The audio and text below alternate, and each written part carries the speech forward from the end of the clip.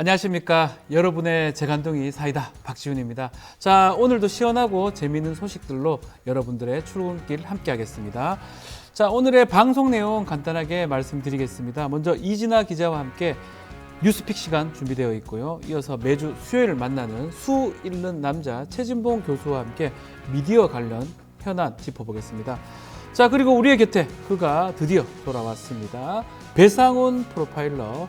자, 새로운 코너, 새로운 파트너와 함께 돌아왔는데요. 잠시 후 만나보실 수가 있습니다.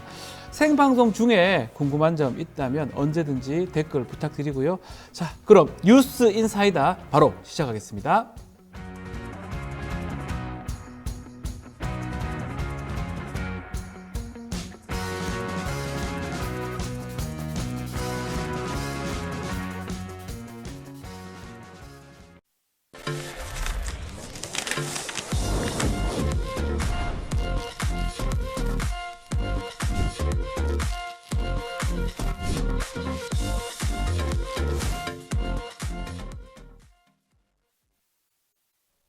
자, 바쁜 아침에 꼭 알아야 될 뉴스 저희가 엄선해서 정리를 했습니다. 듣기만 해도 이해가 쏙쏙 뉴스 픽 시간인데요. 오늘은 이진아 토마토 기자와 함께 말씀 나누겠습니다. 안녕하십니까? 네, 안녕하세요. 네. 자, 많은 얘기 좀 부탁드리고요. 어제 윤석열 대통령 얘기부터 먼저 해야 될 것 같습니다. 총선 후 처음 국민 앞에서 메시지를 내놨는데 그렇지만 발언 많이 논란이 되고 있습니다. 네. 짚어주시죠. 윤석열 대통령이 지난 10일 국민의힘 총선 참패 후에 6일 만에 육성으로 첫 입장을 밝혔습니다. 사실 많은 국민과 기자들이 기대했던 기자회견이 아닌 일방적인 말하기 방식이었는데요. 먼저 주요 내용 영상으로 보고 오겠습니다. 국무위원 여러분, 국정의 최우선은 첫째도 민생, 둘째도 민생, 셋째도 민생입니다. 이번 총선을 통해 나타난 민심을 우리 모두 겸허하게 받아들여야 합니다. 더 낮은 자세와 유연한 태도로 보다 많이 소통하고 저부터 민심을 경청하겠습니다. 자, 이게 지금 민생을 강조를 하긴 했지만 사실상 반성이나 뭐 변화, 협치 이런 이야기는 좀 부족했다는 평가가 있는 것 같아요. 네, 맞습니다. 그리고 국민에게 말을 하기 위해서 공개한 것인데 네. 일단 주어 자체도 국무위원으로 시작했고요. 또 내용 전문을 좀 살펴보면요. 나는 여러 방면에서 노력했지만 그 뜻의 민심에 닿지 않았다라는 말이 주된 내용인데요. 네. 이런 점 때문에 모든 언론이 일제히 담화에 대한 비판의 목소리를 냈습니다. 앞서 보여드린 영상 외에도 사실 이제 취임 후에 2년 동안 국민만 바라보며 국익을 위한 길을 걸어왔지만 국민의 기대에 미치지 못했다. 이렇게 스스로 얘기를 평가를 했고요. 또 올바른 국정 방향을 잡고 이를 실천하기 위해 최선을 다했음에도 국민께서 체감하실 만큼의 변화를 만드는 데는 모자랐다 등의 내용들이 이제 주 내용인데요. 네. 결국 많은 이들이 기대했던 야당과의 협치 그리고 소통, 국정 운영에 대한 난맥상 등에 대한 사과 이런 것들이 없었고요. 또 최근까지 갈등이 좀 심해지고 있는 의사협회의 해법 이런 것도 보이지 않았기 때문에 비판이 많았습니다. 그러니까 결론적으로 대통령이 말한 담화에는 2년 동안 추진하지 못했던 국정 운영 기조에 맞았지만 국민에게 전달되지 않은 것 같다라는 내용입니다. 기조는 맞았는데 국민한테 전달하는 방식이 잘못돼서 제대로 전달이 안 되는 것 같다. 이렇게 좀 정리가 될 수 있을 것 같은데 내용이 전해지고 이제 민주당 네. 대통령 메시지에 대해서 비판하는 내용 많이 나왔네요. 네, 야당과 여당 모두 비판의 목소리가 나왔는데요. 네. 일단 더불어민주당은 대통령의 발언이 있고 난 즉각 후에 이제 한민수 대변인이 불통의 국정 운영을 반성하는 대신 방향은 옳았는데 실적이 좋지 않았다라는 변명뿐이다. 반성문이 아니라 변명문에 지나지 않는다라고 직격을 했고요. 또 여당에서도 국민을 대하기를 그렇게 하면 안 된다. 간보는 것 같았다. 뭐 여론이 안 좋은 것 같으니까 이렇게 그냥 본인의 그런 평가를 자평하는 것이 아니냐 이런 얘기가 나왔고요. 네. 그러자 이제 4시간이 지나서 대통령실 관계자가 다시 한번 이제 발언을 했는데요. 비공개 이제 후에 회의에서 말미에 대통령의 메시지라면서 국민들께 죄송하다. 대통령인 저부터 잘못했다. 민생을 위해서라면 어떠한 일도 마다하지 않겠다라면서 한껏 몸을 낮춘 윤 대통령의 비공개 발언을 소개한 것입니다. 공개 발언과 전혀 다른 의미가 전달돼서 그야말로 반전이라는 평가가 나왔습니다. 이게 좀 놀랍죠. 대통령 얘기를 대통령실 관계자가 반대로 달리 또 얘기하는 모습 이렇게 반전인지 한번 봐야 될 것 같은데 또 대통령 총선 결과에 대해서 어머니의 매라고 이렇게 표현을 했어요. 네, 그러니까 결국은 국민을 위한 정치를 얼마나 어떻게 잘해야 하느냐는 것은 국민들로부터 회초리를 맞으면서 우리가 생각해야 되는 점이다 이렇게 얘기했는데 네. 여기서도 사실 이제 주어가 내가 생각해야 되는 것이 아니다가 아니라 우리가 생각해야 된다라는 점을 좀 강조했고요. 우리가요? 예. 네, 대통령이 저부터 잘못했고 또 그 다음 내용은 앞으로 대통령이 저부터 소통을 더 많이 하겠다 이렇게 이야기를 하면서도요. 이후에 또다시 나온 오마이뉴스의 또 보도에서는 이런 말도 또 나왔습니다. 선거 때문에 국정 방향을 바꿀 수는 없다. 이런 얘기도 또 나와서 어떤 말이 맞느냐 좀 이런 혼선이 있는데요. 사실 이런 혼선은 지난번에 의료개혁을 놓고서도 좀 벌어진 전례가 있습니다. 네. 지난 1일에 윤 대통령이 51분간 중계된 대국민 담화를 통해서 의대 정원 증원 2,000명은 그냥 나온 숫자가 아니다. 증원 규모를 2,000명에서 줄여야 한다고 주장하려면 집단 행동이 아니라 확실한 과학적 근거를 가지고 통일된 안을 정부에 제시해야 마땅하다 이렇게 이야기를 했는데요. 그때도 이제 의대 정원 문제에 강경한 입장을 밝히고 나서 또 다시 이제 여론이 안 좋아졌더니 이제 참모들이 또 방송의 인터뷰로 이제 자청해서 네, 사퇴 수습에 나서기도 했는데 그래서 그런 것 때문에 결국에 국민들은 좀 대통령의 메시지에 좀 혼란에 좀 빠진 것이 아닌가 이런 좀 생각이 들었습니다. 대통령 메시지 있고 참모 메시지 있고 다를 때도 있고 네. 이런 것들이 좀 문제가 아닌가 생각이 듭니다. 자, 어제 세월호 10주기 기억식도 있었는데요.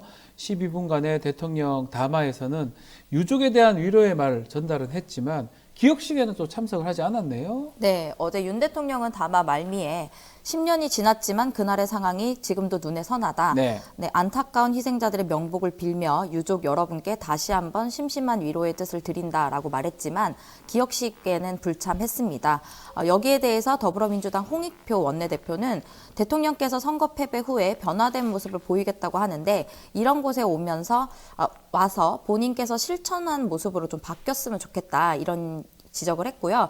또 이번뿐만 아니라 이태원 참사도 그렇고 대통령의 이런 태도, 즉 행동하지 않는 모습의 유감이다 이렇게 전했습니다.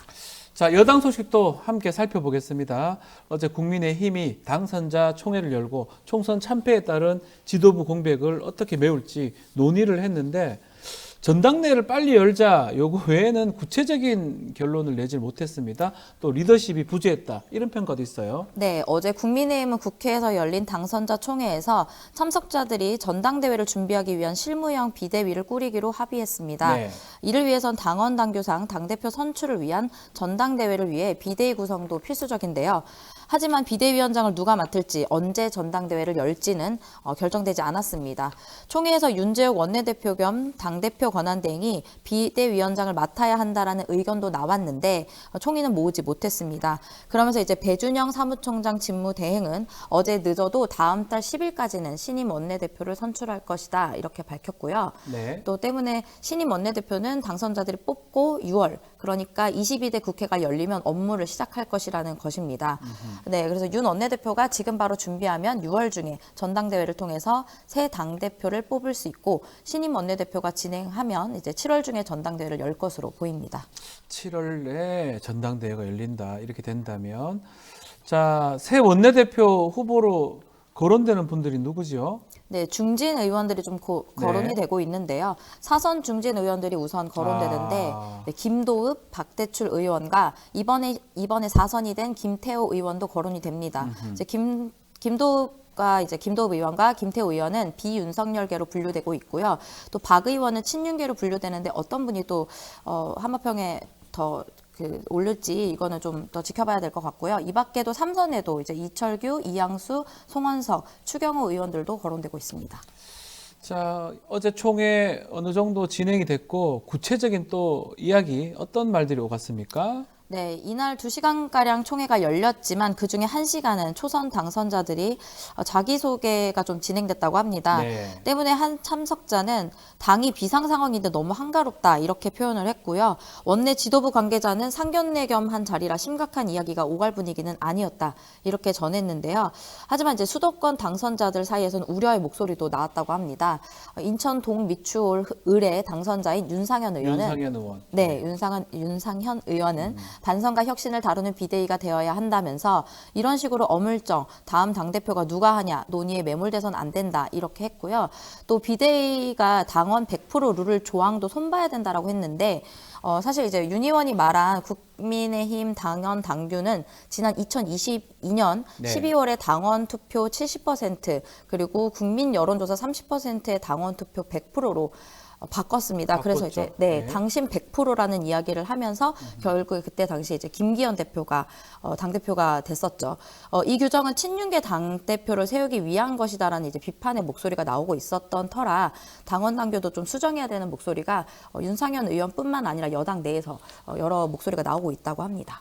지금 뭐 기억을 하시겠지만 당시 좀 무리하게 당원 바꾸면서 당신 100%로 국민 여론 배제하고 지금 했던 건데 오히려 앞으로 다시 또 전당대회를 하게 되면 또 다시 바꿀 가능성도 있을 것 같아요. 네. 당심하고 국민 여론하고 예전에 7대3 아니면 5대5 이렇게 바꿀 가능성도 있을 것 같은데 어쨌든 간에 좀 어떻게 바뀔지 전당대회는 또 어떻게 꾸릴지 어떻게 준비할지 눈에 좀 띄는 모습이 아닌가 생각이 듭니다. 네. 자, 국민의힘도 뭐 바쁘게 돌아가고 있으니까요. 좀 지켜보기로 하겠습니다. 자, 이진아 기자 수고를 하셨고요. 저는 잠시 뒤 수 잃는 남자로 돌아오겠습니다. 계속해서 많은 댓글 참여도 부탁드리겠습니다. 네.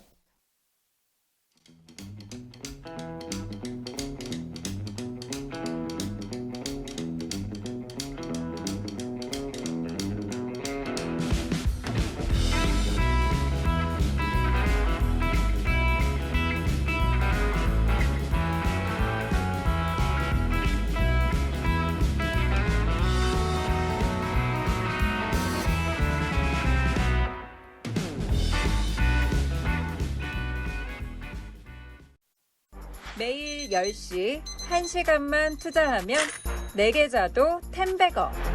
개장하자마자 급등? 따라잡아도 되나? 1분 대기죠. 점상이 답변해줍니다. 바쁜데 특징 중? 언제 공부해? 1시간만 투자하세요. 점상이 정리해줍니다. 단기로 치고 빠질 종목 없나? 매일 오전 10시 점상이 골라줍니다. 매일 오전 10시엔 점상을 잡아라. 유튜브에서 점상 시크릿을 검색하세요. 하루도 조용할 날이 없는 언론과 정치권 속에서 열불나는 여러분들을 위해서 꼭 필요한 분입니다. 오늘도 속사포처럼 빠르지만 시원하고 통쾌한 말씀 기대해 보겠습니다. 최진문 교수님 함께합니다. 안녕하십니까? 안녕하십니까? 네, 아유 또 딴 곳에서 보다가 또 여기서 배우니까 딴 곳에서 말씀이 예. 빠르지만 예. 하시고 싶은 말씀 다 하시는 것 같습니다. 그렇죠. 아주 빠르게, 아주 통쾌하고 시원하게. 알겠습니다. 자, 예전에 박지훈 변호사가 네. 진행하는 방송에 저를 자르시고 그랬잖아요. 자른 건 아니고요. 잘리신 것 같은데요. 그러니까. 제가 자를 능력은 본인은 안 아니고 되고. 위로부터. 네, 제가 능력은 안 돼서 그렇습니다. 네, 좀 그렇게 됐습니다. 자, 본격적인 이야기 나누기 전에 지난 한 주 동안 좀 정치 이슈 중에 가장 좀 인상 깊게 봤던 부분. 정치 이슈? 예. 아니 근데 저는 네. 지난 한 주 쭉 생각하다가 오늘 아침에 새벽에 나온 뉴스 혹시 보셨어요? 거의 다 하긴 했는데요. 뭐가 깜짝 있었죠? 뉴스가 예. TV조선 말로 나왔는데 아하. 황당합니다. 어떤 그러니까 거죠? 황당하다고 제가 얘기하기에는 확인되지 않은 내용인데요. 예. 무슨 뉴스가 있었냐면 국무총리의 박영선 전 장관, 비서실장의 양정철 네. 들어보셨죠? 그리고 나 그래서 이게 뭐지? 이런 생각이 들었어요. 그렇게 한다면 방통위원장의 추진봉 그렇게 되겠네. 가능한 건가요? 연락이 네. 없었습니다. 가능한 건가요? 그다음에 또 뭐 정무수석의 네. 김종민 예. 세밀에 뭐 이런 얘기가 나오더라고요. 그래서 야, 그래서 그 MBC에서 그 취재를 했나 봐요. 김종민 그 세밀의 그분한테 전화했더니 예. 금시초문이라고 그랬대요. 흘리는 겁니까? 막 이렇게? 그러니까 이거 사실은 좀 반대 진영이긴 하고 예, 예. 실제로 좀 선거 결과 때문에 예. 방법이 없어서 하긴 하지만 예. 국무총리 박영선, 박영선. 비서실장 양정철, 양정철. 놀랍습니다. 이거 제가 볼 때는 네. 모르겠습니다. 이제 이게 그 사실인지 아닌지 아무도 모르잖아요. 네. 그냥 언론에 흘릴 수도 있고 뭐 YTN도 비슷한 보도를 했다는 얘기가 있던데 이게 뭐 하는 행동인가? 그리고 물론 이제 이런 생각은 하잖아요. 선거에 지고 나니까 예를 들면 야당과 협조하기 위해서 거국 내각을 만들겠다. 근데 보통 거국 내각 만든다고 하면 네. 민주당을 통해서 이게 추천받고 이래서 하는 거지 개별적으로 접근해서 안 하잖아요. 그 이 두 분도 만약 아니라고 하면 얼마나 기분 나쁘겠습니까? 아니 예를 들어서 정무수석의 박지훈 변호사 이러면 기분 좋. 홍보수석 박지훈 변호사 기분 좋으세요? 저는 혹시나 그렇게 한마판 오르는 거 해도 그 정도 제가 그 정도인가 이런 생각 들 것 같긴 한데 뭐 그럴 가능성은 없기 때문에 예. 사실 좀 확인이 되고 해야 되는데 그냥 막 이렇게 좀 그냥 흘리는 보도를 해요. 보도 같아서 그냥 간복인 것 같기도 아하. 하고 뭔가 좀 그러니까 이게 저는 이런 생각도 두 가지 생각이 들었는데 하나는 뭐냐면 그래도 뭔가 좀 변하려고 노력하고 있다는 모습을 보이려는 시도라고 네. 보여지고 두 번째는 이게 또 하나는 문재인 대통령 정부 때 했던 분들이잖아요. 그렇죠. 뭐 박영선 그렇죠. 장관 했었고요. 양정철은 뭐 측근이라고 다 측근으로 알려져 알려져 있고요. 있는 분이고. 그러면 이재명 대표하고 문재인 전 대통령의 갈라치기 아닌가 이런 생각도 들어요, 사실은. 그런 의도에서 예. 했을 가능성도 있다. 근데 사실관계는 모르니까. 어떻게 우리 댓글에 예. 간복이냐 이건 이렇게 간복이에요. 가능성은 없다. 가능성은 저는 없다고 봅니다. 근데 모르죠. 뭐 그거는 이제 나중에 지켜봐야 되는데 네. 뭐 본인들이 아직도 아무 얘기를 안 하고 있으니까 네. 뭐 지금으로는 모르겠습니다. 자, 뭐 하여튼 오늘 아침에 아주 중요한 뉴스 또 이게 중요한 뉴스라고 할 수 있을지는 모르겠지만 언론 투포 최진봉 저요? 마이하트님 글 주셨는데 거부하겠습니다. 거부한다고요? 예. 거부. 안 해. 방통위원장은요? 안 해. 꿈이잖아요. 나중에 다른 시절에 이 정부에서 안 한다는 다른 얘기 시절에? 그렇습니다. 예, 이 정부에서 안 합니다. 자, 방통위 얘기 바로 해보겠습니다. 예. 방송통신심의위원회가 윤석열 대통령 2022년도에 미국 방문 당시에 불거진 이른바 바이든 날리면 MBC 자막 논란 결국 과징금 3천만 원을 부과하기로 결정을 했네요. 그러니까요. 이게 지금 중징계거든요. 과징금은 최고 법정 센 거 제재예요. 아닙니까? 제일 센 거예요. 예. 근데 이렇게 내리는 게 이해가 돼. 일단요. 법원에서 뭐라고 판결이 나왔습니까? 네. 뭐라고 얘기했는지 모른다는 거예요. 바이든인지 날리면 이제 모르겠다는 게 법원의 최종 판결이에요. 네. 그러니까 방송통신심의위원회에서 MBC를 꼭 집어가지고 이렇게 최고의 징계를 내린 것이 과연 타당하냐. 일단 대통령도 본인이 뭐라고 했는지 명확하게 밝힌 적이 한 번도 없어요. 예. 그렇잖아요. 그러면 아니 잘못 보도했다고 하면 원래 무슨 말을 했는지를 얘기를 해줘야 될 거 아니에요. 예를 들면 박지훈 변호사가 뭘 얘기했는데 박지훈 변호사가 얘기한 게 잘못돼서 그게 징계다. 네. 그럼 박지훈 나는 그 A라고 얘기 안 하고 B라고 얘기했어라고 얘기를 해줘. 정확하게 설명해야 그렇죠. 되는데. 근데 아무도 얘기를 안 해요. 예. 아니 심지어는 뭐라고 했는지 말도 안 하는데 그럼 들린 대로 보도한 게 잘못된 겁니까? 아니 그리고 본래 무슨 말을 했는지도 명확하지 않은 상태에서 바이든하고 얘기했다고 보도한 게 뭐가 잘못인데요 대체. 그리고 또 하나 문제는 뭐냐면 이게 여러 방송사들이 함께 보도했어요. 근데 MBC만 이렇게 최고의 징계를 내린 거예요. 네. 이유가 뭐냐? 다른 방송들은 사과했대 나중에 잘못했습니다. 제가 잘못 방송했네요. 그러니까 봐주고 사과 방송 안 했기 때문에 문제다. 그러면 MBC에서 무슨 뭐 보도 과정에서 억지로 잘못된 발언을 또는 명확하게 들리는 발언을 왜곡해서 보도했다면 문제가 되지만 대부분의 국민들도 바이든으로 들린다고 한 사람들이 많잖아요. 또 네. 당시에 바이든 대통령 만나고 내려오면서 했던 발언이에요. 그렇죠. 그리고 정황상으로 봐도 바이든이라고 얘기하는 게 더 자연스러워요. 날리면보다는. 해석상도 그렇고요. 그렇죠. 그래서 사람들이 다 그렇게 들린다고 하는데 그걸 가지고 듣기 평가하는 것도 아니고 MBC가 보도한 게 뭐가 잘못됐냐는 거예요. 아니 그리고 나중에는요. 이게 대통령실에서 그 당시에 날리면이라고 얘기했잖아요. 김은혜 당시 수석이. 네. 그래서 가로 열고 날리면으로 또 나중에는 또 바꿔서 했어요. 네. 그 정도 했으면 됐지. 이거를 징계까지 할 문제냐는 거예요. 제 말은. 그 지금 말씀하신 것 중에 MBC뿐만 아니라 다른 방송국도 보도를 했는데 네. 이게 법정 제재가 아닌 행정 지도 결정을 내렸는데 그렇죠. 그게 이제 사과를 했기 때문에 그런 그렇게 거예요. 했다는 거고 네, 사과 방송을 했기 때문에. MBC만 좀 더 때리는 노골적으로 때리는 그렇게 해석해야 되는 겁니까? 그렇게 그러면? 보여요. 저는 그렇게 보이고요. 예. 지금 뭐 법정 제재하고 행정 지도 말씀하시는데 행정 네. 지도라고 하는 것은 사실은 벌점에 크게 영향을 안 미쳐요. 행정 지도는 네. 경고 비슷한 거예요. 경고 같은 거다. 근데 법정 예. 제재는 벌점을 받아요. 아하. 벌점을 받게 되면 재승인 심사에서 불이익을 당하게 되는데 MBC 같은 경우는 올해 12월이 재승인 다시 받는 시점이에요. 아, 그렇습니까? 올해 12월이. 예. 그러니까 그때 재승인을 못 받게 되면 문을 닫아야 돼요. 방송국이. 물론 1년 정도 시간을 주긴 합니다만. 그러니까 왜 MBC가 지금 재승인 심사를 앞두고 있는 상황에서 이렇게 법정 제재를 계속 남발을 하느냐. 저는 네. 남발이라고 보는데. 그렇게 되면 결국 MBC가 나중에 재승인 심사에 상당히 큰 불이익을 당할 수 있다는 거죠. 행정 지도는 벌점이 없기 때문에 네. 그냥 경고를 받고 끝나는 것이지만 법정 제재가 들어가면 벌점을 받게 돼요. 그러면 재승인 심사에서 감점이 되고 그렇게 되면 재승인 심사에서 불이익을 당할 수 있는 위험성이 엄청 큰 거죠. 이게 방송사의 존립을 좀 아, 위태롭게 할 그럼요. 수도 있는 겁니까? 당연히 그렇죠. 그러니까 재승인 안 되면 원칙은 재승인 안 되면 문을 닫는 거예요. 물론 문재인 정부 때도 TV조선이나 이런 데서 조건부 재승인을 받았잖아요. 그렇죠. 그거 다 지금 있잖아요, 방송국도 다. 있죠. 그러니까 예. 이제 물론 그렇게 할 수도 있죠. MBC에 대해서 조건부 재승인을 할 수도 있어요. 모르겠어요. 뭐 결과가 어떻게 나올지 모르는 거니까. 근데 문제는 만약에 윤석열 정부가 마음을 먹고 또 방통위가 마음만 먹고 이건 그냥 예측해서 말씀을 드리는 거예요. 재승인 안 해준다. 그럼 문 닫아야 되는 거예요. 만약 그렇다고 하면. 야, 근데 사실 이게 제재 횟수도 지금 많고 지금 법정 제재 이거 말고도 관계자 징계 같은 것도 MBC 지금 많이 받았거든요. 많이 받았죠. 라디오도 그렇고. 맞아요. 네. 그렇다면 다 합산해서 해요. 그 점수를.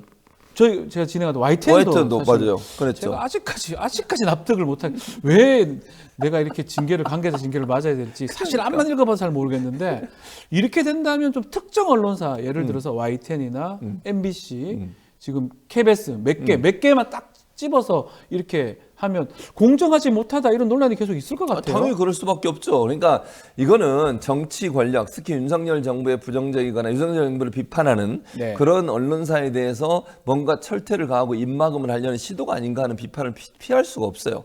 MBC가 제가 알기로 제일 많이 지금 법정제재 받은 걸로 알고 있거든요. 네. 언론사 전체를 통틀어서. 그리고 뭐 신장식의 뉴스사의 예전에 했던 많이 받았습니다. 김종배 네. 그쪽도 많이 네. 받았고요.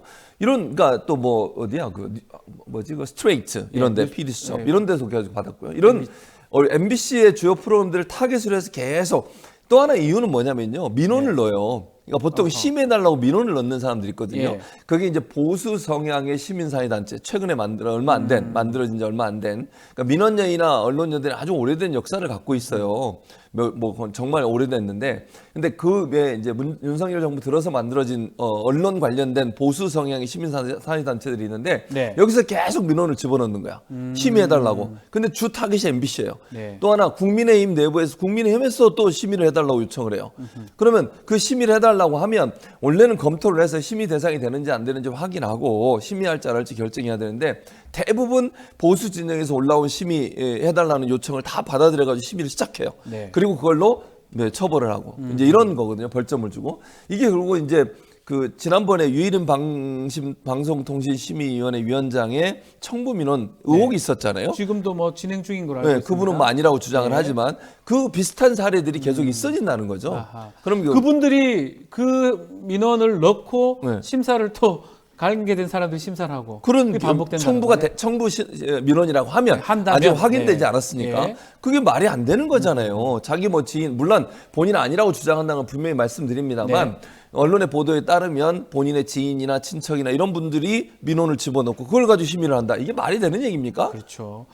자, 이렇게 정권에서 일부 방송국, 특히 MBC를 이렇게 좀 핍박을 한다고 할 수 있는데 이례적으로 개표 방송에서는 압도적 1위를 차지했어요. 사실 저도 MBC를 봤거든요.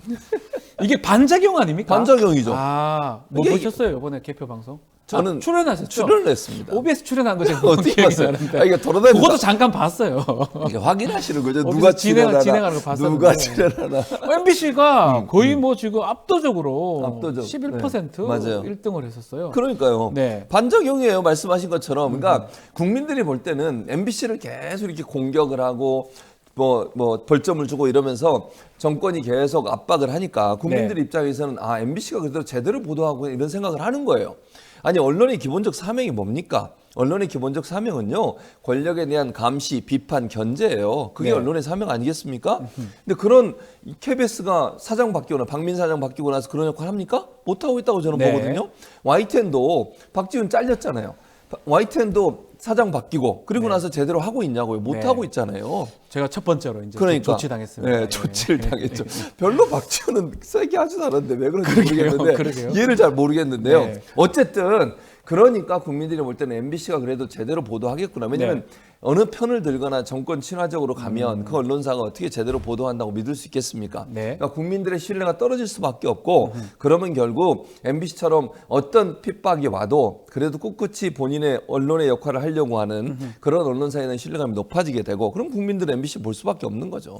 22대 총선 관련된 선거방송심의에게 선방이라고 표현하는데 맞습니다. 이제 5월 10일 날 그렇습니다. 임기를 한 달 정도 앞두고 있는데 와 법정 제재가 저도 여기서 이제 제재를 받았죠. 받긴 했는데 네. 너무 많습니다. 22대 선방위 활동도 한번 짚어주시죠. 그러니까 22대 선방위에서 네. 최고로 많이 했어요. 지금 보니까 11일까지예요. 네. 역대 최다 20건을 법정 제재를 했어요. 20건을. 대단하네. 근데 이게 다른 거하고 비교를 해보면요. 네. 18대 때 2건이었어요. 그러니까 전체 다 아직 선방위가 끝나지 않았거든요. 22대 선방위가 지금도 활동을 하고 있어요. 네. 아직 끝나지 않았는데 그 전에 18대는 2건이었고요. 19대는 하나도 없었어요. 법정 제재가. 20대는 14건이었고요. 그리고 21대에 2건이었고 평균 4.5건이에요. 네. 근데 이번에 지금 최다 20건이 됐고 아직도 끝나지 않았으니까 지금도 진행 중이에요. 이야. 그러면 앞으로 더 늘어날 수도 있다는 거잖아요. 네. 이게 말이 됩니까? 사실 제가 이제 뭐 그만뒀기 때문에 자꾸 네. 말씀드리긴 뭐하지만 네. YTN 라디오가 한 서너 개가 더 준비돼 있어요. 아직도 계속 올라가 있으니까요. 계속 그것도 민원을 할 거 넣고 아니에요. 법정 제재 가능성이 높거든요. MBC도 또 하나 있는 것 같아요. 제가 봐서 몇 개 계속 반복되니까 네. 사실은 법정 제재가 계속되고 그 점수가 쌓이면 방송사 재심의하는 전립에 과정, 재승인 재승인 예, 심사 과정에서 상당히 안 불이익을 당하는 좋다. 거죠. 이렇게 봐야 될 것 같은데 참 지금 많은 법정 제재가 이루어지고 있고요. 막 네. 관계자 징계 사실은 YTN 라디오도 관계자 징계를 처음 받아봐가지고 네. 어떤 건지조차도 모를 정도로 사실 아주 심각한 중징계인데 네. 그것을 막 무작위로 지금 하는 그런 상황이고 또 지금 법정 제재 의견 진술이 준비되어 있다 이렇게 얘기를 하고 있습니다. 그렇습니다. 자. 김건희 여사 명품백 수수 의혹 다룬 맞아요. MBC 스트레이트 네. 의견 진술, 법정 제재를 전제로 한 의견 진술이 결정됐는데 네. 요거는 어떻게 보십니까? 그러니까 이것도 의견 진술이라 하면 뭘 하는 거냐면요. 네. 법정 제재를 하겠다는 전제하에 의견 진술을 받는 거예요. 아하. 그러니까 만약에 아까 말씀하신 뭐 그 서면 네. 경고 이런 거는요. 아예 부르질 않아요. 진술을 받는다는 거는 벌점을 주는 법정 제재를 하겠다는 전제하에 진술을 받는 거예요. 네. 그러니까 진술하라고 오라고 부르면 그 말은 법정 제재 하겠다 이런 의도거든요. 그러니까 지금 말씀하신 이 스트레이트 방송도 법정 제재를 염두에 두고 지금 진술을 받는 거예요. 그렇다면 법정 제재될 가능성이 높다고 봅니다. 저는 네. 이렇게 보여지고 문제는 뭐냐면 선거방송심의위원회 위원들의 구성 자체가 편파적이에요. 저는 그렇게 보고요. 그러니까 지금 현재 선거방송심의위원회 위원장이 누구냐? 유일인 방송통신심의위원회 위원장 있잖아요. 네. 그분의 박사 논문 지도 교수입니다. 방심위원장의 지도 교수가 선방위 예, 위원장이에요. 근데 보통 선방위원회 위원을 구성할 때 방송통신심의위원회 위원장이 입김이 세요. 네. 거기서 대부분 다 결정을 해요. 근데 이제 민주당 측에서 추천하는 것도 이번에 보니까 민주당이 추천한 사람은 아예 또 들어오지도 못했을 거예요. 네. 그리고 더 웃기는 건 선거방송심의위원회 위원 중에 누가 들어가는 줄 아세요? TV조선에 추천한 사람이 들어가 있어요. 그러니까 TV조선이 뭔데 그 추천해서 그러니까 말이 안 되는 거지. 아니 이거는요 고양이한테 생선을 맡기는 꼴이에요. 아니 본인들이 제재의 대상이 되잖아요. 심의의 네. 대상이 되는 기관에서 누군가를 추천한다? 이게 말이 됩니까? 아니 그러니까 본인들이 심의의 대상이야. 근데 네. 심의 대상인 사람이 내가 이 사람 심의위원으로 추천할게요. 이 사람이 들어가면 그러면 자기가 추천한 그 기관에 대해서 방어하지 않겠어요? 방어하고 유리하게 하겠. 그렇죠. 그럴 가능성이 매우 높죠. 실제 이번에요 예. 선거방송심의위원회 심의 내용 보면 종편은 하나도 안 받았어요. 법정 제재를.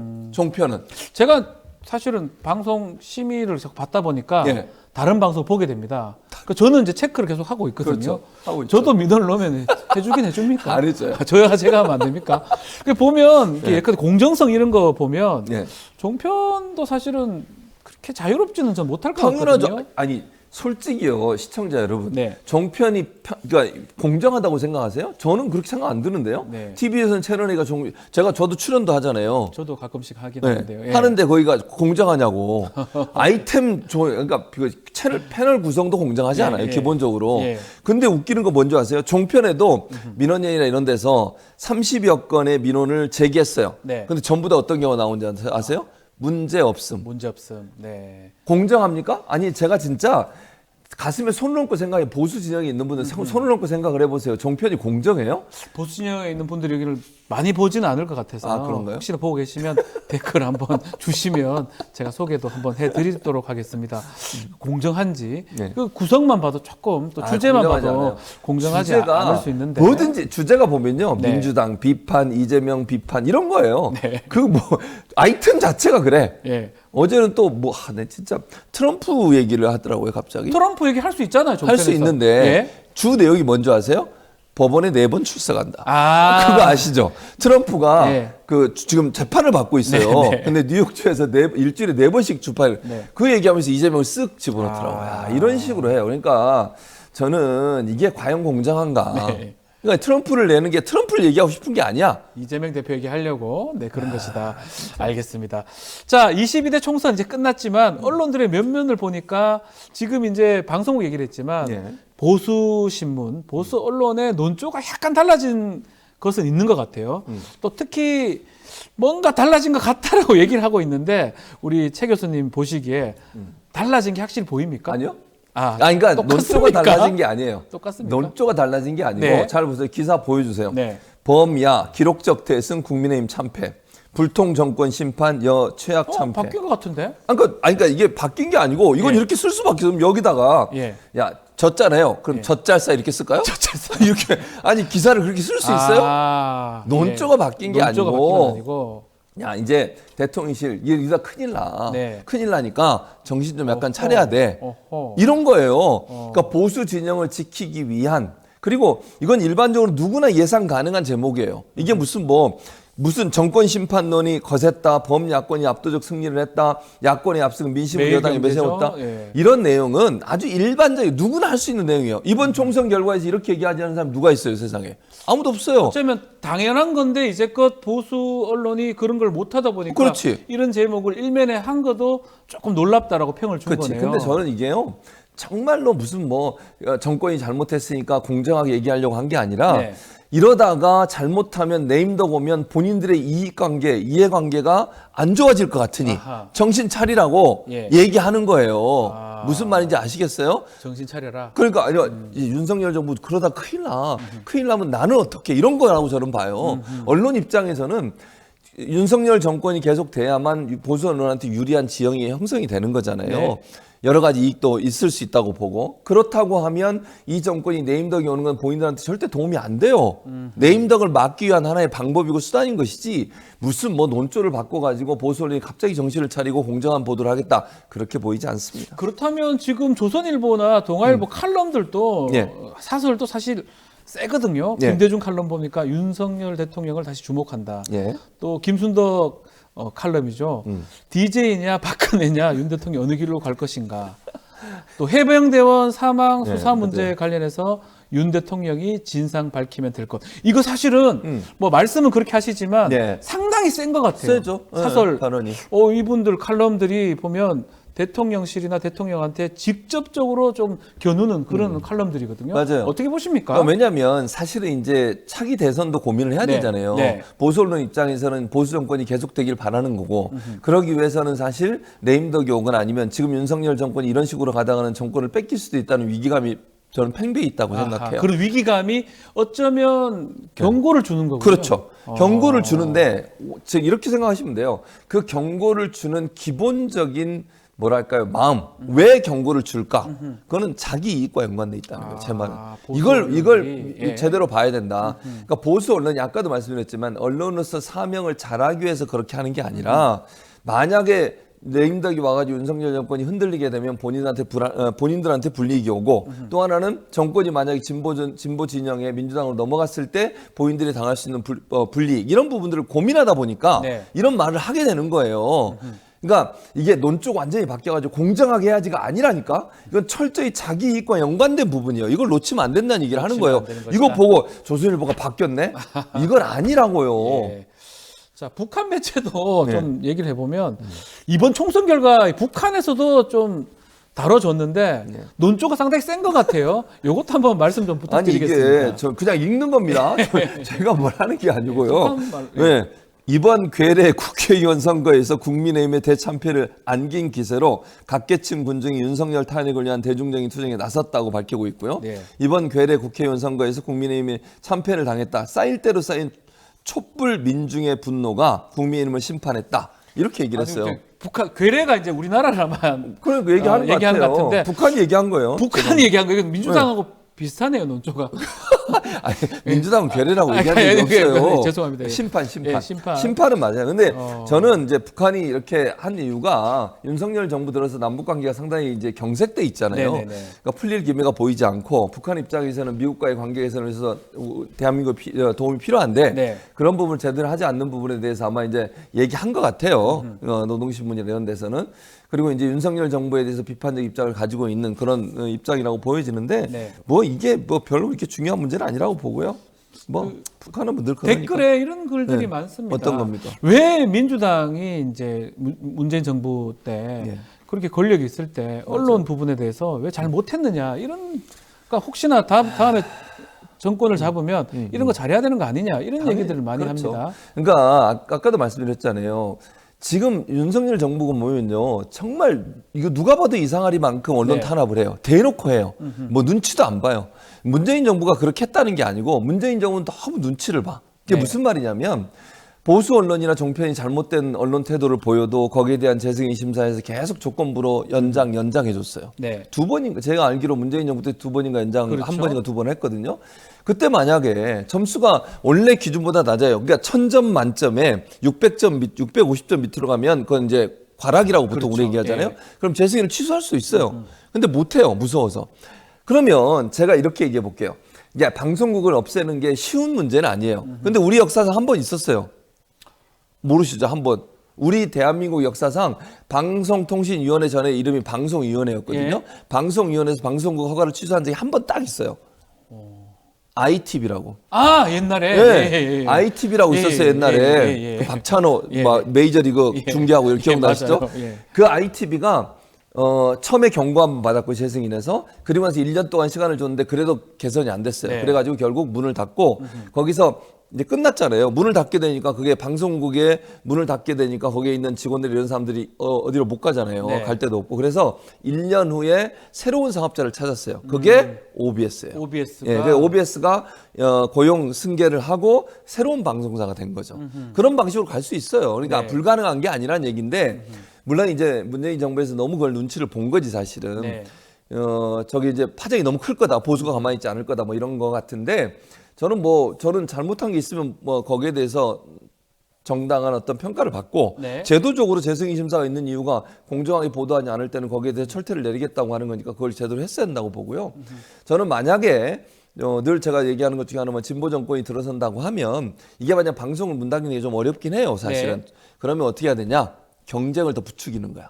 그러면 또 다른 뭐 종편을 방송- 만들어주는 종편요? 거야. 허가를 해주는 거야. 아. 그러면 경쟁이 되면 이제는 시장 안에서 시청자의 어떤 뭐랄까요 지지나 시청자들의 어떤 동의를 받지 못하는 언론사들은 이제 줄어들 거 아니에요. 예. 그리고 더 열심히 시청자들의 목소리를 듣기 위해서 또 시청자들의 의견을 전달하기 노력하지 않겠습니까? 그런 구조를 만들어주는 게 필요하다고 저는 봐요. 그래서 새로운 종편의 허가가 저는 필요하다 이렇게 봅니다. 알겠습니다. 자, 아마 좀 새겨들어야 될 거 아닌가 생각도 듭니다. KB님, 최진봉 교수님 역시 최고예요. 감사합니다. 라고 이렇게 글 남겨주셨습니다. 늘 최고였습니다.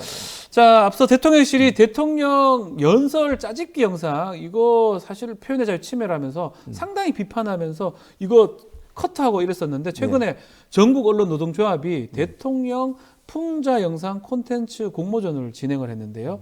1, 2 수상자 모두가 입틀막 관련 풍자인데 요거 수상자 중 하나입니다. 예. I got it. 요거 한번 보고 이야기 다시 이어가겠습니다. 저의 이번 작품 제목은 아가리입니다. 네, 아가리. 알겠다는 뜻이죠. 이번 작품은 저렴하게 300만 원으로 책정했습니다. 요즘 300만 원으로는 조그만 파우치 하나밖에 못 사는데 그거보다는 이런 예술품을 사는 게 더 좋지 않을까요?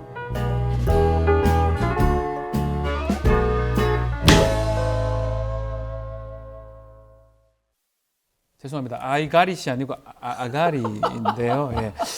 교수님 어떻게 보셨습니까? 아니, 예. 아니 지금 그러니까 현재 상황을 너무 잘 얘기해주고 있는 거 아, 아닙니까? 아니 예. 입틀막 정권이라고 얘기할 수가 없어요. 예. 아니 언론들이 더 비판적인 보도를 하면 그걸 입을 틀어막고 징계하고 재승인 심사에 불이익 당하도록 벌점 주고 방심해서 계속 징계하고 이러잖아요. 네네. 이게 입틀막이지 뭐예요? 그것뿐입니까? 실제 입틀막을 해. 네. 잘 아시잖아요. 입틀막 했네요, 저기. 네, 저것도 예. 입틀막이에요. 그러니까 대통령 입도 막고 싶다는 거 아닙니까? 네네네. 아니 카이스트 대학원생 입틀막 했죠. 그다음에 의사 입틀막 했죠. 예. 그 전에 또 입틀막 했죠. 입틀막이 한두 번이 아니잖아요. 그 국회의원도 입틀막 하죠. 네.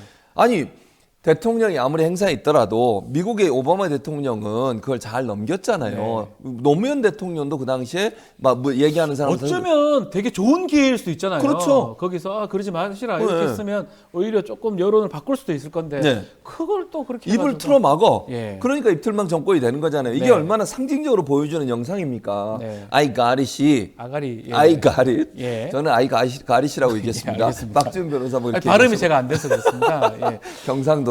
이게- 어쨌든 예. 네, 그래서 이런 입틀막 정권의 상징적인 모습을 표현한 것은 윤석열 정부가 얼마나 언론과 표현의 자유를 억압하고 있는지를 보여주는 대표적인 사례라고 생각합니다. 이렇게 지금 언론 노조가 직접 이런 공모전에서 이렇게 수상자 선정하고 이런 거 좀 의미가 있다고 보십니까? 또 저- 예. 이거 가만히 놔둘 것 같지가 않기도 하고요. 이것도 또 문제되는 건가요? 이거는 뭐 제가 볼 때는 문제될 거 없을 것 같아요. 이게 네. 무슨 방송도 아니고 예. 방송에서 한 것도 아니고 언론 노조에 있어서 자체적으로 행사를 한 거니까 그만큼 이제 일반 시민들과 국민들에게 이 정권이 얼마나 언론의 자유와 표현의 자유를 억압하고 있는지를 보여주는 그런 어떤 계기를 삼을 거라고 생각하고요. 네. 이게 무슨 방송에서 했다면 문제가 되겠죠. 근데 이제 방송이 아니라 자기들이 이제 자체 이거 방심이 혹시 또 제재하는 거 아닙니까? 이거를요? 방송도 아닌데? 제재하고 싶을 것 같은데.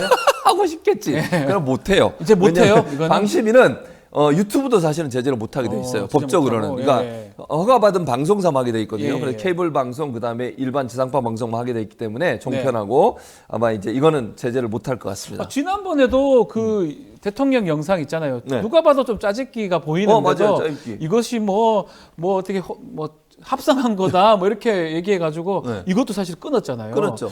근데 이번에도 혹시나 그러니까 또 이제 그렇게 할 수는 있겠지. 네. 근데 사실은 이제 이거는 그렇게 하면 더 혼란이 커질 거고요. 네. 그 짜깁기도 문제라고 봐. 그러니까 제가 문제라고 얘기하는 그걸 내리게 한 것도 문제라고 생각해. 네. 아니 분명히 거기에 이거는 사실이 아니고 짜깁기 한 영상이라고 표현을 해놨어요. 그걸 패러디라고 그러는 거예요. 네. 풍자라고 그러고요. 유머 같은 거죠. 아니 그리고 윤석열 대통령이 했던 말들을 쭉 모았어요. 물론 연결해서 한 얘기는 아니고 여러 연설했던 말을 모아가지고 한 거기 때문에 거기에 만약에요 이렇게 안 썼다면 이게 만들어진 거고 여러 영상들을 함께 만들어서 한 겁니다라고 분명히 표시를 했잖아요. 그럼 보는 사람도 다 그렇게 보고 이해하는 거예요.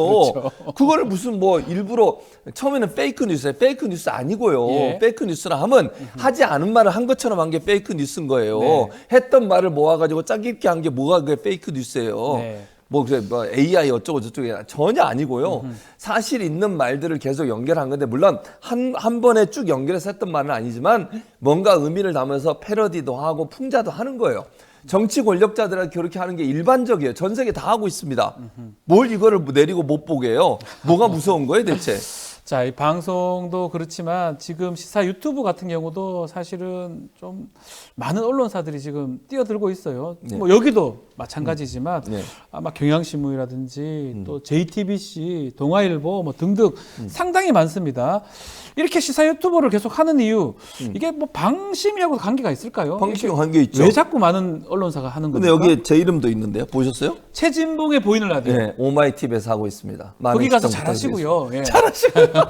왜 그러겠어요? 예, 예. 아직은 유튜브까지는 방심위가 제재 범위가 아니에요. 네네네. 그러니까 방심위 법에 따르면 허가받은, 그러니까 방송국이 허가받고 운영되는 방송사, 정부의 허가를 받고 이런 데만 지금 심의를 하고 있어요. 네. 그러니까 아까 말씀드린 지상파 방송이나 아니면 케이블 방송 같이 종편이나 이런 데만 유튜브는 사실은 방심이나 선거방심위원회에서 제재할 수 있는 구조가 아니에요. 아니다. 그럼 왜 여기가 이렇게 많이 늘어나겠어요? 예. 입틀막을 당하니까 여기 와서라도 얘기하고 싶은 거예요. 여기 와서 시원하게 얘기하고 아, 그럼요. 싶다. 예. 다른 데서 못하니까 이렇게 YTN 가서 박지훈처럼 잘리고 이러잖아요. 그러니까 말을 못하네 가면 예. 그러니 결국은 이런 유튜브 방송에서 더 적극적으로 자기 하고 싶은 얘기 또 정권에 대한 비판을 시원하게 할 수 있는 곳이잖아요. 네. 그래서 저는 이렇게 언론이 탄압받고 표현의 자유가 탄압받는 상황에서는 시사 유튜버들이 더 많이 늘어날 수밖에 없다. 결국 거기서 뭔가를 얘기할 수밖에 없어요. 네. 뭐 다행인 것은 이런 유튜브가 활성화돼서 이제는 여러분들 우리 지금 토마토에 들어오신 분도 마찬가지지만 여러 의견을 들을 수 있는 기회를 갖는 건 대단히 좋은 거라고 저는 생각해요. 만약 이게 없었다고 하면 다 막히는 거잖아요. 말할 수 있는 기회도 없어지는 것이고 정권의 잘못된 부분을 드러낼 수 없는 것이고. 이런 유튜브를 앞으로 방심이나 방통위에 제재 좀 확대시키는 그런 결과가 될 수 있을까요? 그럴 가능성도 있어요. 윤석열 정부가 그걸 추진할 가능성이 있는데 민주당이 그걸 저는 못하게 할 거라고 봐요. 그거는 표현해줘. 이거 반대로 생각하면요.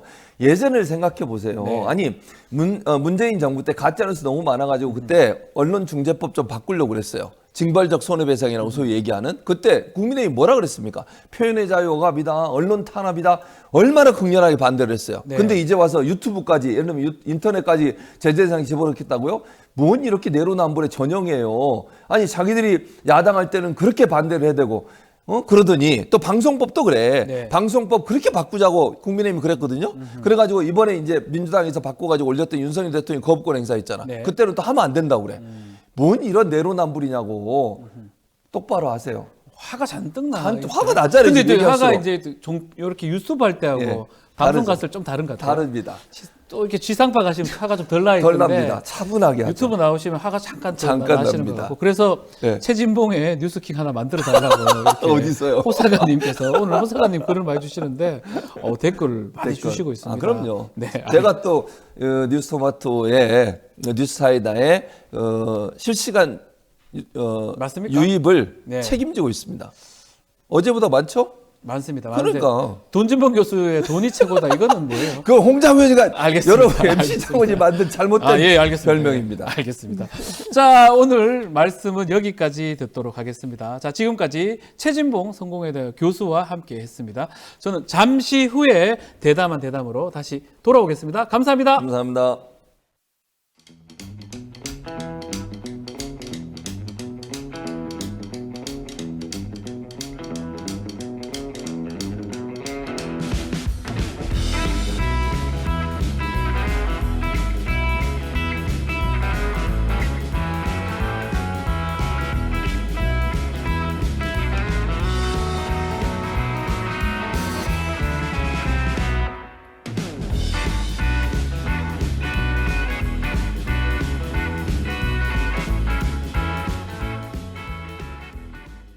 자, 역사를 잊은 민족에게 미래는 없다. 이런 말이 있습니다. 특히 어떤 역사의 단면을 적나라하게 보여주는 것이 바로 범죄가 아닐까 생각이 드는데요. 당시의 범죄, 사건, 사고 어떻게 진행됐는지 그때 사회상 또 인간상 등 두루두루 살펴볼 수 있습니다. 자, 매주 수요일입니다.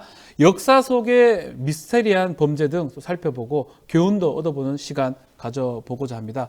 배상원 프로파일러, 백이성 역사 크리에이터 두 분 모셨습니다. 안녕하십니까? 네, 안녕하십니까? 자, 네. 두 분은 친척은 아니시죠? 네. 아, 예.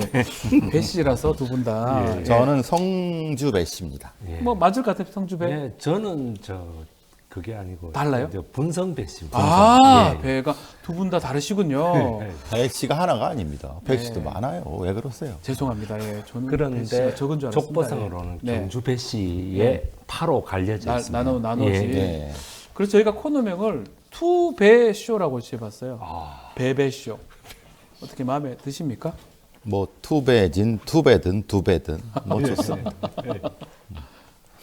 별로 마음에 안 드신다고요? 네, 알겠습니다. 두 분은 서로 이렇게 방송도 하시니까 프로파일러고 또 역사 강의도 하시고 역사 네. 방송도 하시니까 좀 어떻게 보셨는지 궁금해요.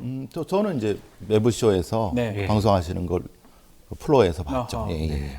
그 평도 해주세요. 그냥 보기만 한 거 아닌 것 같은데. 아, 평가는 어떻게 제 감히 미천한 사람이 평가를 하겠습니까? 예. 우리 백이성 선생님은 어떻습니까? 저야 뭐 우리 배상훈 프로파일러는 네. 워낙 사회적으로 유명하신 분이어가지고 제가 좋아하면서 보고 있습니다.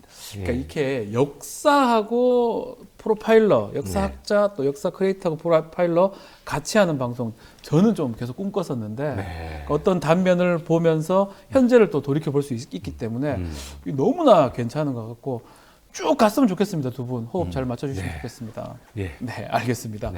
자, 우리 시청자분들도 좀 재밌는 또 아니면 알고 싶은 내용 있으면 좀 이렇게 댓글도 주시고요. 저희가 또 설명도 해드리겠습니다. 자, 본격적인 이야기 좀 나눠보겠습니다. 2014년 4월 16일 뭐 다들 알고 계시겠지만 세월호 참사 발생한 지가 이제 10주기 10번째 봄이 됐습니다. 뭐 당시 생각하면 아직까지 참 울컥한 감정을 억누르기가 좀 어려운 상황인데 자, 시간이 약이라고 하지만 매년 이맘때가 되면 그 마음이 또 계속 돌아오는 것 같습니다. 왜 이렇게 그런 마음이 반복되는 건가요? 우리 보시기에. 아직까지도 그 진상 규명이 명확하게 이루어지지 않았다라는 것이 가장 큰 이유입니다. 다 안 됐다. 예, 아직까지도 명확하지 않습니다. 도대체 왜 그날 아침에 수많은 학생들, 거의 300명이 넘는 학생들과 일반 우리 국민들이 왜 그 뱃속에서 영문도 모르고 그렇게 비참하게 죽어가야 됐는가라고 하는 것을 아직도 아무것도 안 밝혀졌지 않습니까? 뭐 그냥 사체만 건졌을 뿐이고 예, 그런 상황이기 때문에 저도 그날 아침에 사실은 교회에서 예배를 드리고 나오는 길이었는데 그런 소식을 아침에 그 목사님 댁에서 같이 밥을 먹고 나오는 길에 그렇게 돼가지고 다시 목사님 댁으로 들어가서 함께 기도했던 기억이 납니다. 그래서 해결이 안 됐기 때문에 진상이 다 밝혀진 게 아니기 때문에 10년간 똑같은 마음이 봄에 4월 달에 반복된다. 그렇죠. 왜냐하면 정의가 실현되지 않은 사실은 그의 일사자를 쓰죠. 역사사자를 쓰는 것이 아니라 이제 그러고 개인적으로는 뭐 저도 뭐 몇 군데 말씀드렸지만은 저는 사실 뭐 죄책감이 많이 들죠. 제 교수님께서 죄책감 드신다고요? 제 동생이 소방구조대인데, 그러니까 무슨 일이 벌어졌냐면 해경 구조 헬기가 갔는데 소방 헬기를 튕겼죠. 그러니까 떠 있었죠, 소방 구조대들은.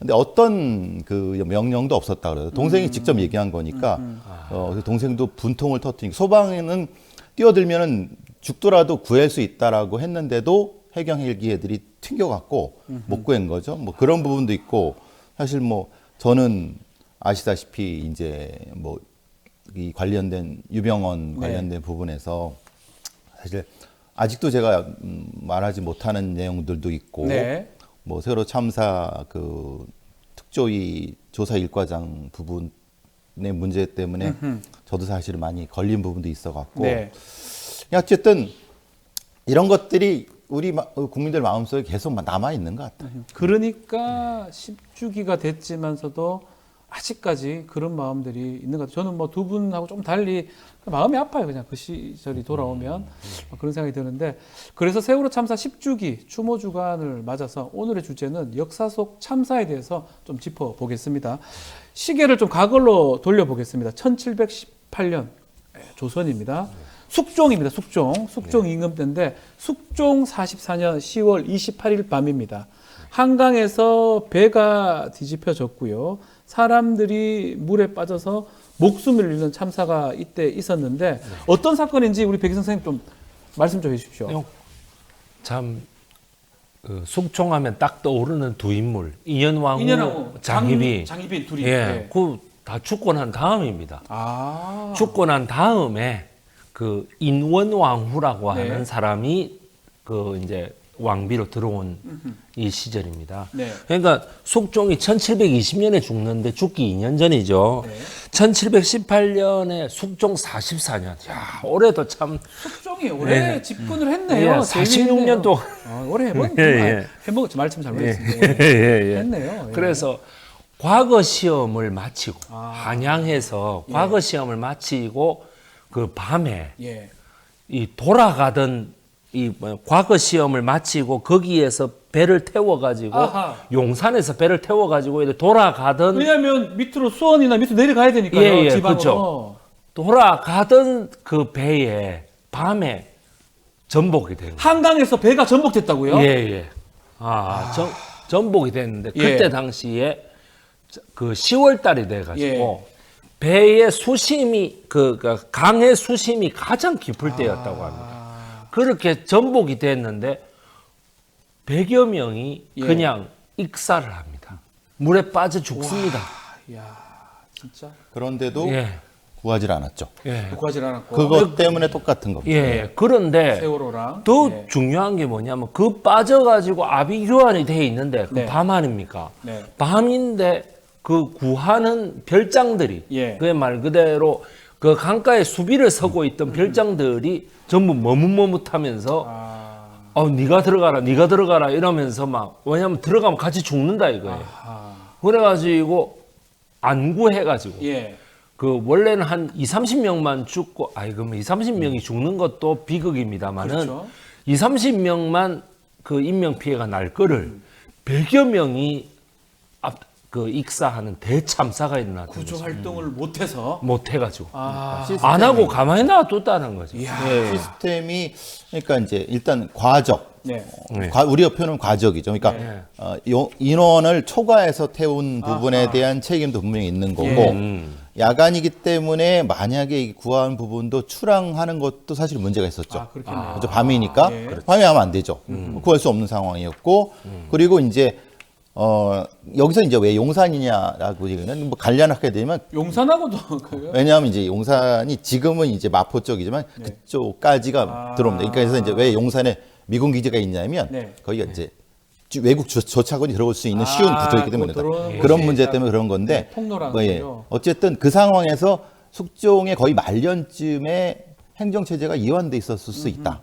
그래서 이제 말하자면 여기 있는 별장이나 사격 이런 애들이 왜 움직이지 않았을까라고 하는 시스템의 부재랄까 아니면은 뭔가 그런 부분도 많이 고민해 봐야 되는 부분일 것 같다는 생각이 들어요. 어쨌든 세월호 같은 참사가 조선시대 때 숙종 때 일어났었는데 네.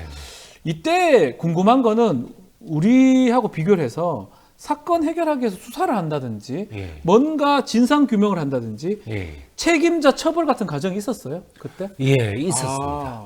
그러니까 사건이 일어나고 그것도 일주일 있다가 빠르네요. 일주일 따져보면. 있다가 예. 그 일주일 있다가 일어났으니까 이게 일주일 있으면 늦었네. 일주일이 있으면 뭐 골든 타임이고 뭐고 다 지나간 거죠. 지나갔죠. 예, 그래 다 지나갔는데 그 상소를 올립니다. 상소를 올려가지고 뭐라고 하냐면 이 원혼들이 예. 이 왕의 건강을 해칠까봐 겁이 난다. 왕이요? 왕하고 관계 있나? 하여튼 네. 왕이 과거 시험을 주관했으니까 과거 시험을 보고 이래 간 사람들이 많은데 그들이 원한을 뭐 이래 가지고 뭐 왕의 건강 그때는 왕만 이거고 네. 백성들 뭐 아무것도 아니었던 모양이라 네. 그래가지고 이제 왕이 이럴 수는 없단 말이죠. 내 소중한 백성들이 100여 명이나 죽었단 말이에요. 네. 예, 그러니까 이 100여 명이라는 게 지금으로 인류의 가치를 생각해 보면 지금 한 400명 가까이 죽은 겁니다. 왜냐하면 예, 인구수로 따져보면 그런 예, 거잖아요. 그렇습니다. 예. 그러니까 400명 가까이 그게 인구로 이렇게 해보면 그리고 이것도 마찬가지로 네. 서울 지금으로 치면은 이제 한양 도성 서울 한복판에서 한강에 이렇게 된 거 아닙니까? 네. 아유 이 세월호는 바다에서 그래 됐는데 이것도 뭐냐면 강에서 그래 됐다는 결국에는 사람이 물고기 밥이 됐다는 거죠. 그렇죠. 예, 이게 얼마나 슬픈 일인지. 이게 이제 문제가 이겁니다. 네. 관리들은 이걸 숨기려고 그랬던 거예요. 관리들이 왜냐? 이 홍문관 수찬이라는 육국관원이 네. 일주일 뒤에 상소를 올린 거예요. 그러니까 사실은 발생했으면 그 아비규환이 벌어졌는데 실제로는 궁에서 몰랐던 거예요. 아니면은 올리지 않은 거예요. 지들 이제 문책당할까봐. 근데 한참 뒤에 간관, 헌에 홍문관 수찬 같은 경우 간관이라고 하죠. 네. 간관이 보니까 이 꼬라지가 이상한 거예요. 이건 안 된다. 그러니까 언론을 통해서 터뜨린 거죠.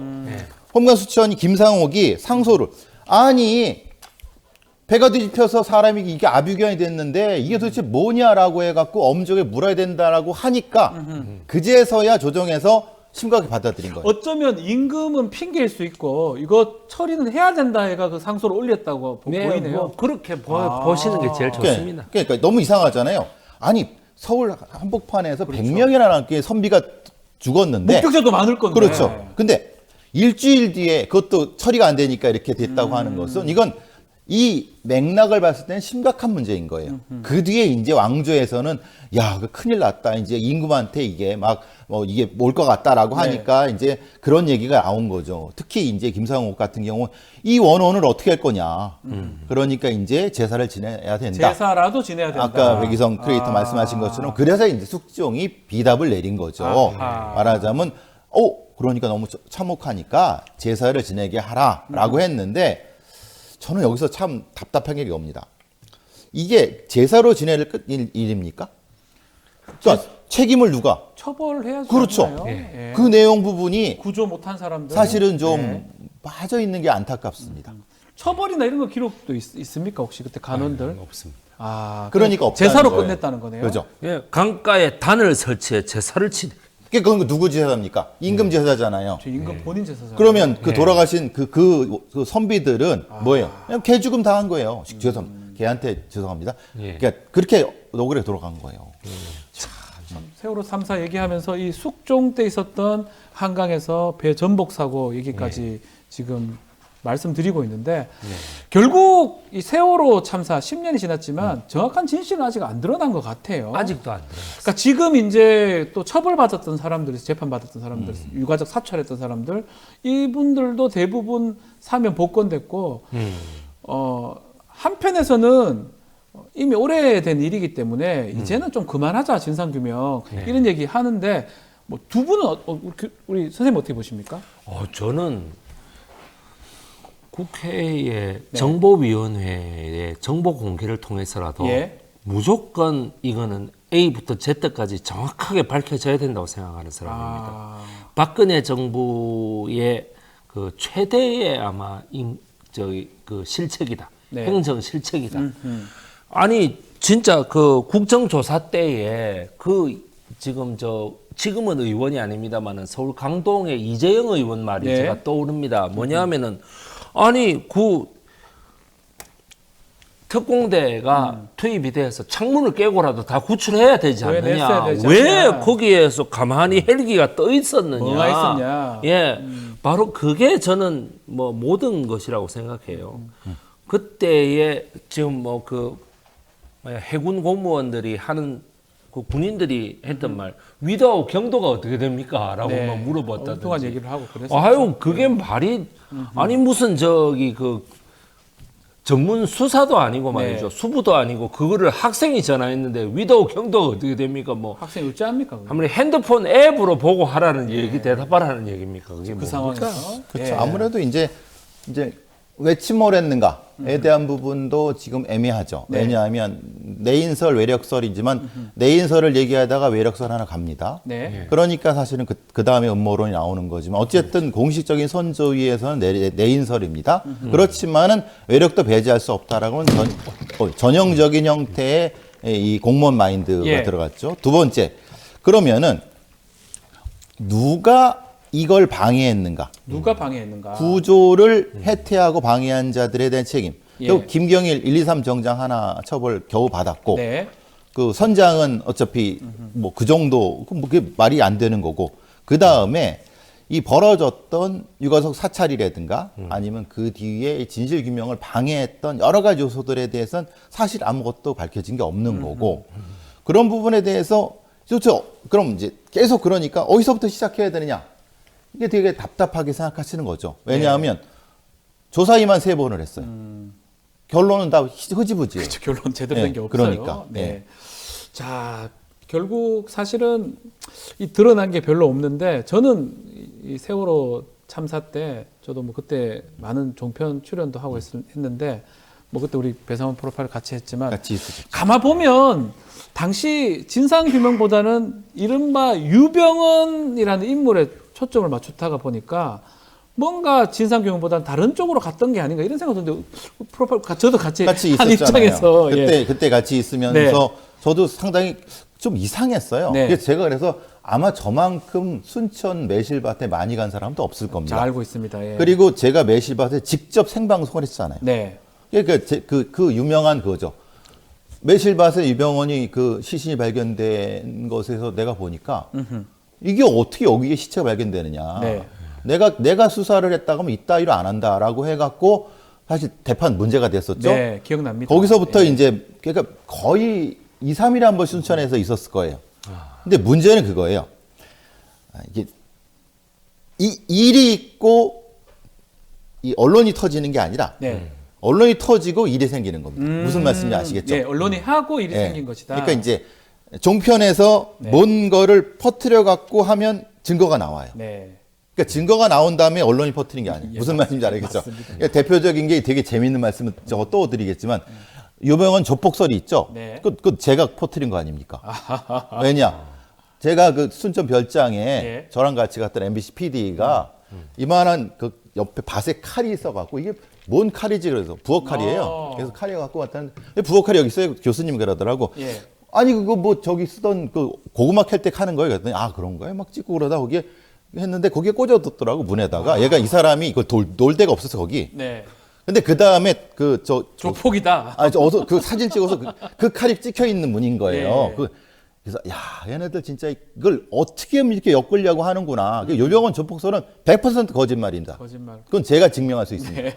그러니까 그 정도로 그때는 좀 죄송한 말인데 개판이었습니다. 그 기억나십니까? 뭐 세월호 참사의 진상 규명보다는 다른데 신변 이런데 유병헌이나 이런데 뭐 그 치킨 먹느니 뭐 이런 거 막 보도되고 그런데 더 집중했던 것 같아요 언론들이. 아니 뭐 제가 그때 뭐 작은 아파트 살 때인데 네. 그 아파트에 경비 아저씨가 반상회 때렸어요. 기억납니다. 유병헌을 잡기 위한 반상회. 반상회 했었어요. 예. 반상회 했었어요. 그때 그 아저씨가 너무 네. 흥분하셔가지고 아, 뭐 사이비 교주 유병헌을 잡습니다 하면서 뭐 이랬어요. 네.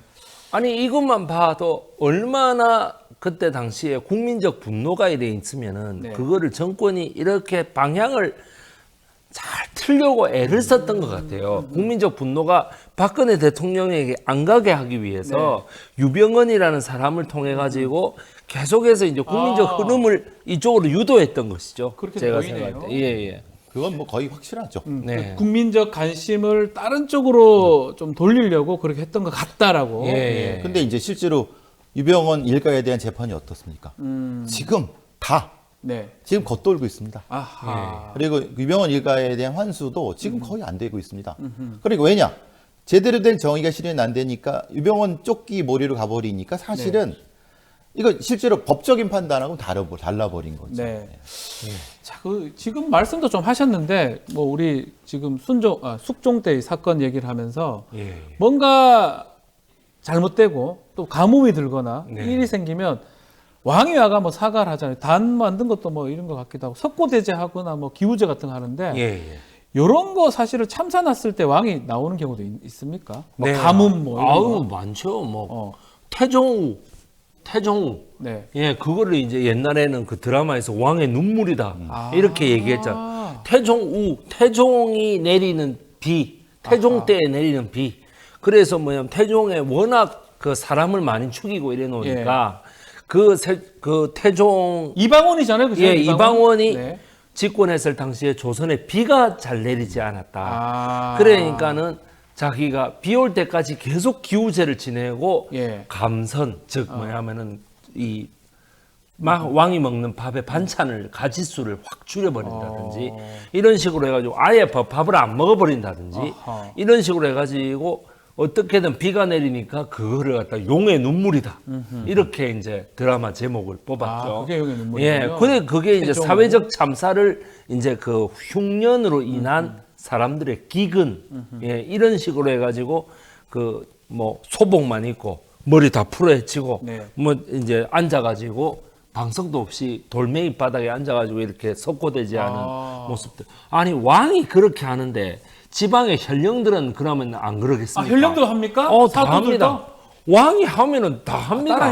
따라해야죠. 안 따라하면은 야 네가 뭔데 안 따라하냐고 막 난리 나죠. 그 당시만 해도 결국은 이게 왕의 부덕의 소치다 이렇게 여겼던 것 같아요. 어쨌든 간에 부덕의 재난이 소치다. 있으면 예, 그렇죠. 밥도 안 먹고 왕이 일단 솔선수범했다는 거죠. 예. 왕조 국가니까 그게 가장 중요했던 부분인 건데 반대로 이제 뭐냐 풍년이 들었다. 풍년이 들었다. 아니면은 뭐 무슨 애가 이제 아니면 전쟁에 승리했다. 이러면은 온 나라가 진짜 한 달 동안 잔치죠. 예, 잔치죠. 흥청망청입니다. 예. 원래 그렇게 됩니다. 예. 옛날부터 뭔가 일이 잘 돼도 또 못 돼도 하여튼 집권자니까 왕이 책임을 지고 하는 다 그런 지는 거죠. 모습인데 예. 자 어쨌든 세월호 참사 뭐 시간이 많이 또 지나고 또 다시 또 참사가 일어났습니다. 2022년이죠. 10월 네. 29일 날에 이태원에서 또 많은 젊은이들이 목숨 잃는 참사가 일어났는데 이렇게 과거부터 지금까지 아니면 또 지금 정부를 기준으로 이렇게 참사들이 반복되는 이유 또 이게 막기 위해서 우리가 좀 뭘 해야 될지 한번 우리 배상훈 프로파일러님 먼저 한 말씀 좀 부탁드리겠습니다. 어쨌든 뭐 가장 이게 참사의 유족이 유족을 맞는 네. 그게 가장 큰 비극이죠. 이번 행사에서도 이태원 참사의 유족이 세월호 참사 유족 행사에 가서 만나는 모습이 예. 그죠 가장 안타까운 부분인 건데 우리가 왜 참사가 반복되느냐 기억하고 기록해서 그것을 바꾸려고 하는 노력이 없었던 거죠. 그러니까 우리는 기록의 민족이어서 과거에 잘못된 것을 기록해서 기억하고 다시 반복되지 않도록 해야 되는데 우리가 왜 사건을 하냐 하면은 사건이 제대로 기록되도록 해야 된다는 겁니다. 그렇죠. 저는 그래서 프로파일러라는 게 중요하다고 하는데 그 5라는 게 있습니다. 5. 영국의 유명한 5. 예. 5는 모르시죠? 잘 몰라요. 예. 그럼 저거 그 래퍼. 더 모르겠어요. 예. 그러니까 네, 죄송합니다. 예. 유명한 연쇄살인범이 있습니다. 아, 잭 더 리퍼라고 하는. 잭 더 리퍼. 예. 아, 예. 그렇게 할 것 같습니다. 잭 더 리퍼의 희생자가 5명입니다. 그런데 그 사람들이 다 매춘부라고 했어요. 이렇게 알려져 있습니다. 근데 그 사람들은 다 매춘부가 아닙니다. 이게 지금 역사를 잘못 기록하면은 아하. 연쇄살인범이 생기는 거예요. 사실은 그건 연쇄살인 사건도 아니고 그냥 어떤 사건을 잘못 기록해서 의도적으로 기록해갖고 연쇄살인을 만들어낸 거예요. 기록을 잘못해서. 근데 그걸 가지고 영국도 하고 별 난리를 치고 있지 않습니까? 예, 예. 그게 문제라는 거예요. 그러니까 사건이 정치화돼서 왜곡돼서 또 기억이 왜곡돼서 다시 가는 거예요. 아하. 우리가 세월호의 기록이 제대로 기록하지 않으면 그렇죠. 기억이 왜곡돼 갖고 피해자가 고통을 받고 다시 국민이 고통받는 거예요. 그래서 사실은 역사가 중요하고 사건이 중요하고 사건이 중요하면서 역사가 중요한 거예요. 네. 저와 백이성 선생님이 여기 있는 이유죠. 그래서 필요하다 말씀 주셨는데 제대로 기록을 못했기 때문에 제대로 분석이 안 됐기 때문에 아직까지 그런 참사가 반복된다 이렇게 말씀 주셨어요. 네, 그렇습니다. 이거는 한번 생각해 보십시오. 자, 2014년에 벌어진 일도 제대로 지금 네. 기록이 안 됐습니다.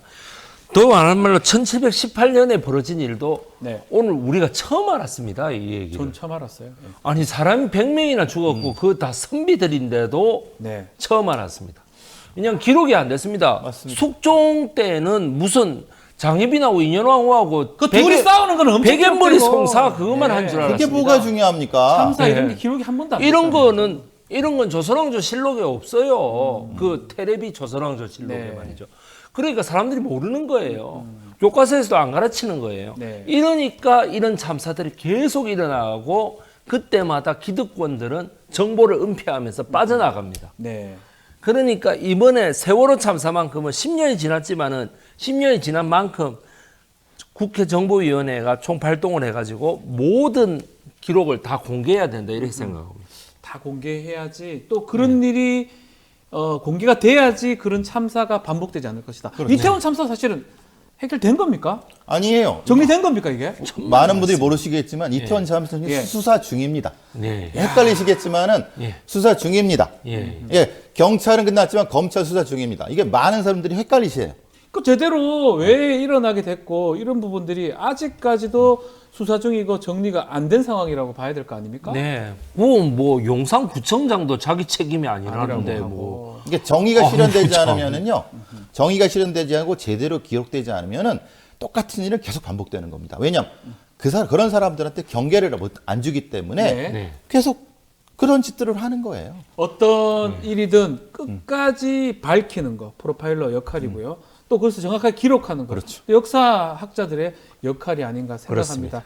자, 그렇기 때문에 우리 투배쇼 계속적으로 갈 수 있을 것 같아요. 네. 어떤 사건이든 끝까지 파헤치고 끝까지 기록하도록 해 보겠습니다. 자, 지금까지 배상훈 프로파일러 또 백이성 역사 크리에이터와 함께했습니다. 오늘 말씀 감사합니다. 고맙습니다.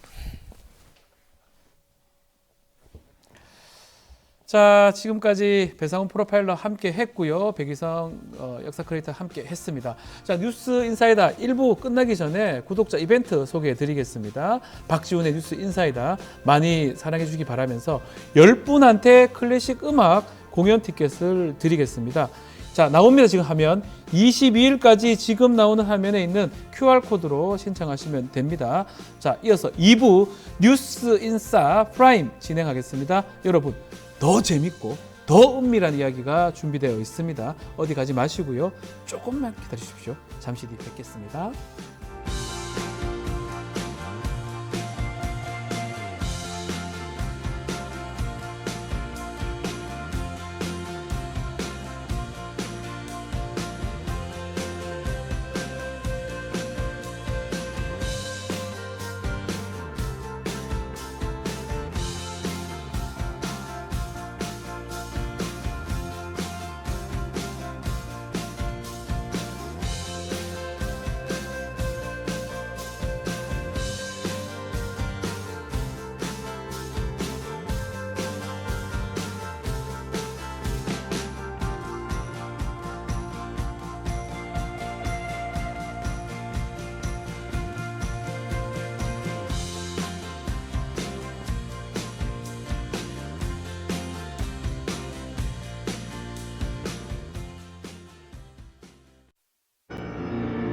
손정범 피아노 리사이틀.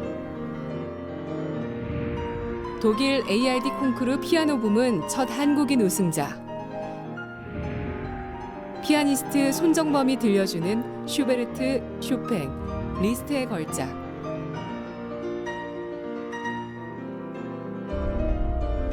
(5월 2일) 토마토홀. 많은 성원 바랍니다.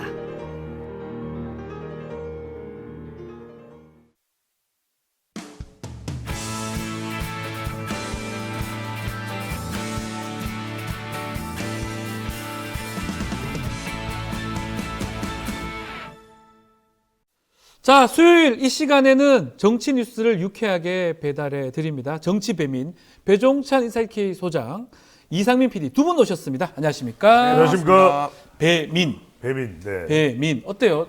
배달의 민족 같기도 하고. 지금 뭐 이제 대세네요, 우리 배 씨가. 지금 앞에도 예.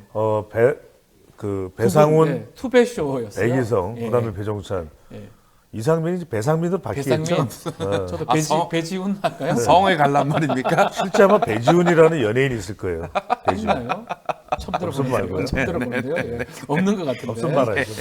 자, 정치 배민 저희가 코너 만들었습니다. 두 분 사실 이 시사 방송계에 정말 빼놓을 수 없는 치트키죠. 야, 너무 재밌습니다. 저는 굉장히 불쾌합니다. 왜요? 항상 엮이니까. 네, 이게 왜 도매금으로 같이 이렇게 팔리는지 모르겠어요. 두 분이 같이 나왔을 때 재밌습니다. 아, 그렇죠. 예, 시사를 난리죠. 좀 쉽고 재밌게 풀어주시지 않습니까? 진행자가 박지훈이라 해야 돼요. 그러니까 좀 이렇게 몸무게를 합쳐보면 꽤 나올 것 같아요. 세 사람 네, 합쳐보면. 네. 저희 그렇죠. 샌드위치 몸무게만- 게임 하면은 다 죽습니다. 몸무게만 나오고 돈은 안 나오죠. 화면을 지금 보면 네. 제가 좀 많이 커 보이긴 하지만 사실은 얼굴이 다들 호빵매 빵빵합니다. 모자라네요. 네. 살이. 자, 정치 배민 많이 좀 봐주시기를 바라면서요. 자, 본격적으로 시작해 보겠습니다. 자, 어제 대통령 얘기부터 먼저 해보면요. 총선 관련해서 국무회의에서 국민한테 미안하다. 국정 방향은 그래도 옳았다라고 하면서 얘기를 했는데 소통 같은 게 잘못됐다. 대통령 발언 한번 해주실 수 있습니까? 총선의 민심을 겸허히 수용하겠습니다. 그러나 국민을 이기는 것은 없습니다. 정말 더 낮은 자세로 국민께 겸허히 나아가겠습니다. 정말 죄송합니다. 라는 말은 비공개로 했습니다. 비공개로 했어요. 그렇죠. 이것도 눈에 띈 비공개로 본인이 하시긴 하셨는데 대통령실에서 나중에 관계자가 설명을 했어요. 어떻게 들으셨습니까? 관계자가 추가로 설명한 이유는 뭐겠습니까? 그러니까 대통령이 오전에 국무회의한 내용이 뭔가 여론 반응이 싹 좋지는 않았다는 것이겠죠. 그러니까 윤석열 대통령은 뭐 형식보다는 네. 사실 국민들이나 언론에서 주목하고 있었던 것은 내용일 거예요. 내용이죠. 그러니까 내용의 첫 번째 내용이 어떤 사과나 반성이 좀 깊숙이 들어가 있는지, 네. 두 번째는 구체적인 앞으로의 어떻게 바뀔 것인지 개선 방안이 나올지, 뭐 의대 정원도 그렇지만 사실 더 중요한 것은 네. 뭐 인사라든지 뭐 특검법 프레이드가 지금 펼쳐질 예정이지 않습니까? 이거에 대해서 어떤 뭐 대통령의 태도라든지 이런 걸 좀 기대했을 것 같아요. 그러니까 뭔가 안고 빠진 붕어빵. 붕어빵은 붕어빵인데 뭔가 나와야 되는데 그렇죠. 뭐가 안 나왔다. 기대를 했는데 붕어빵 아쉬웠다. 이상민하고 나눠 먹고 싶은데 네. 안고가 없으니까 네. 그러면서 화가 났죠. 아니 그나저나 그 뉴스 보셨어요? 박영선 총리의 양정철 비서실장 이거 어떻습니까? 물론 제 의중은 아닙니다만은 그 얘기를 좀 해야 될 것 어떻습니까? 같아요. 우리 배종찬 소장 어떻게 생각해요? 예. 저는 이거는 글쎄 이제 이런 이야기가 나온 배경에는 우리가 인물을 좀 찾아봐야 될 것 같아요. 네. 이 배경에 깔려 있는 인물이 저는 김한길 대통령직 속 국민통합위원장일 것 같아요. 왜 그러냐면 양정철과 그다음에 박영선 전 의원과 다 소통이 가능한 사람이 김한길 위원장일 테고 실제로 양정철하고는 윤석열 대통령이 친하다는 이야기도 있어요. 네. 그리고 민주당과는 적어도 양정철은 좀 거리가 멀어진 인물로 보여요. 근데 박영선은 그렇지 않습니다. 왜? 2016년에 안철수 국민의당이 나갈 때도 김한길 당시의 대표도 자꾸 불렀겠죠. 러브콜을 했겠죠. 맞습니다. 예. 영선아 와. 예. 오라니까 심지어는 박지원 오라버니도 오라니까 막 이랬을 거예요.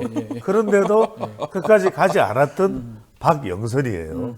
그러니까 영선이라고 해서 여러분들 초선 재선 뭐 영선 이렇게 생각하시면 안 돼요. 애드립 치지 마시고. 네네. 박영선인데 예.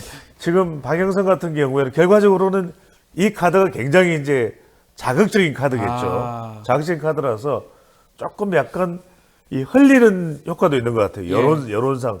그래 양정철, 박영선이면 어떨 것 같아 하는 걸 보면서. 이거는 그러면 좀 검토도 됐을까요? 정말 흘리는 걸까요?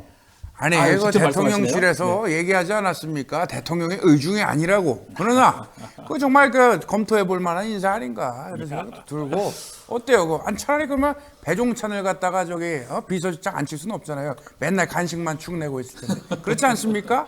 그 말은 맞는 것 같습니다. 그런데 뭐 간식 저보다 더 많이 드시면서 이제 나는 한 잔 많은 걸 좋아하지. 더 중요한 건 뭐냐면 저는 이 카드를 정작 빼내둔다면 그 효과는 만빵일 거다. 만빵. 왜냐하면은 효과 있을 것이다. 사실 양정철이면 우리 그 양비라고 할 정도로 천하의 양정철. 뭐 정말 대단하지 않습니까? 그 치략과 이런 거는 누구도 못 따라간다. 그리고 4년 전에 180석을 만들어냈던 장본인 아니겠습니까? 네. 그러니까 민주당에서는 마치 이거 뭐야 뒤통수를 맞은 기분일 것 같아요. 그다음에 박영선은 어떤 효과가 있냐면 박영선을 통해서 추미애와 이재명 대표를 쌍견제하는 그다음에 조국 대표까지 게다가 법을 잘 알고 있는 인물이 박영선이에요. 그러니까 사실 윤석열 대통령하고는 법으로 법조 담당을 예전에 하고 있을 때 상당히 더 자주 만났을 가능성이 열려 있죠. 그래서 있을 수 있어요. 그렇습니다. 그래서 저는 이 카드를 살짝 흘려보면서 반응을 보는 것이다. 그래서 전혀 실현 불가능하다고 판단하지는 않았을 텐데 민주당의 반발이 상당할 거예요. 그 이야기는 뭐냐면 비서실장은 몰라도 또는 이렇게 할 수도 있죠. 박영선 이러면 양정철 그럼 우린 전부 다 비토놓을 거야. 그래서 실제로 민주당에서 수용하기는 어렵죠. 근데 지금 사실은 국무총리는 헌법상 국회 동의가 반드시 필요합니다. 그렇기 때문에 어쩔 수 없이 사실은 민주당의 동의를 받을 수 있는 그런 사람을 해야 된다면 그렇죠.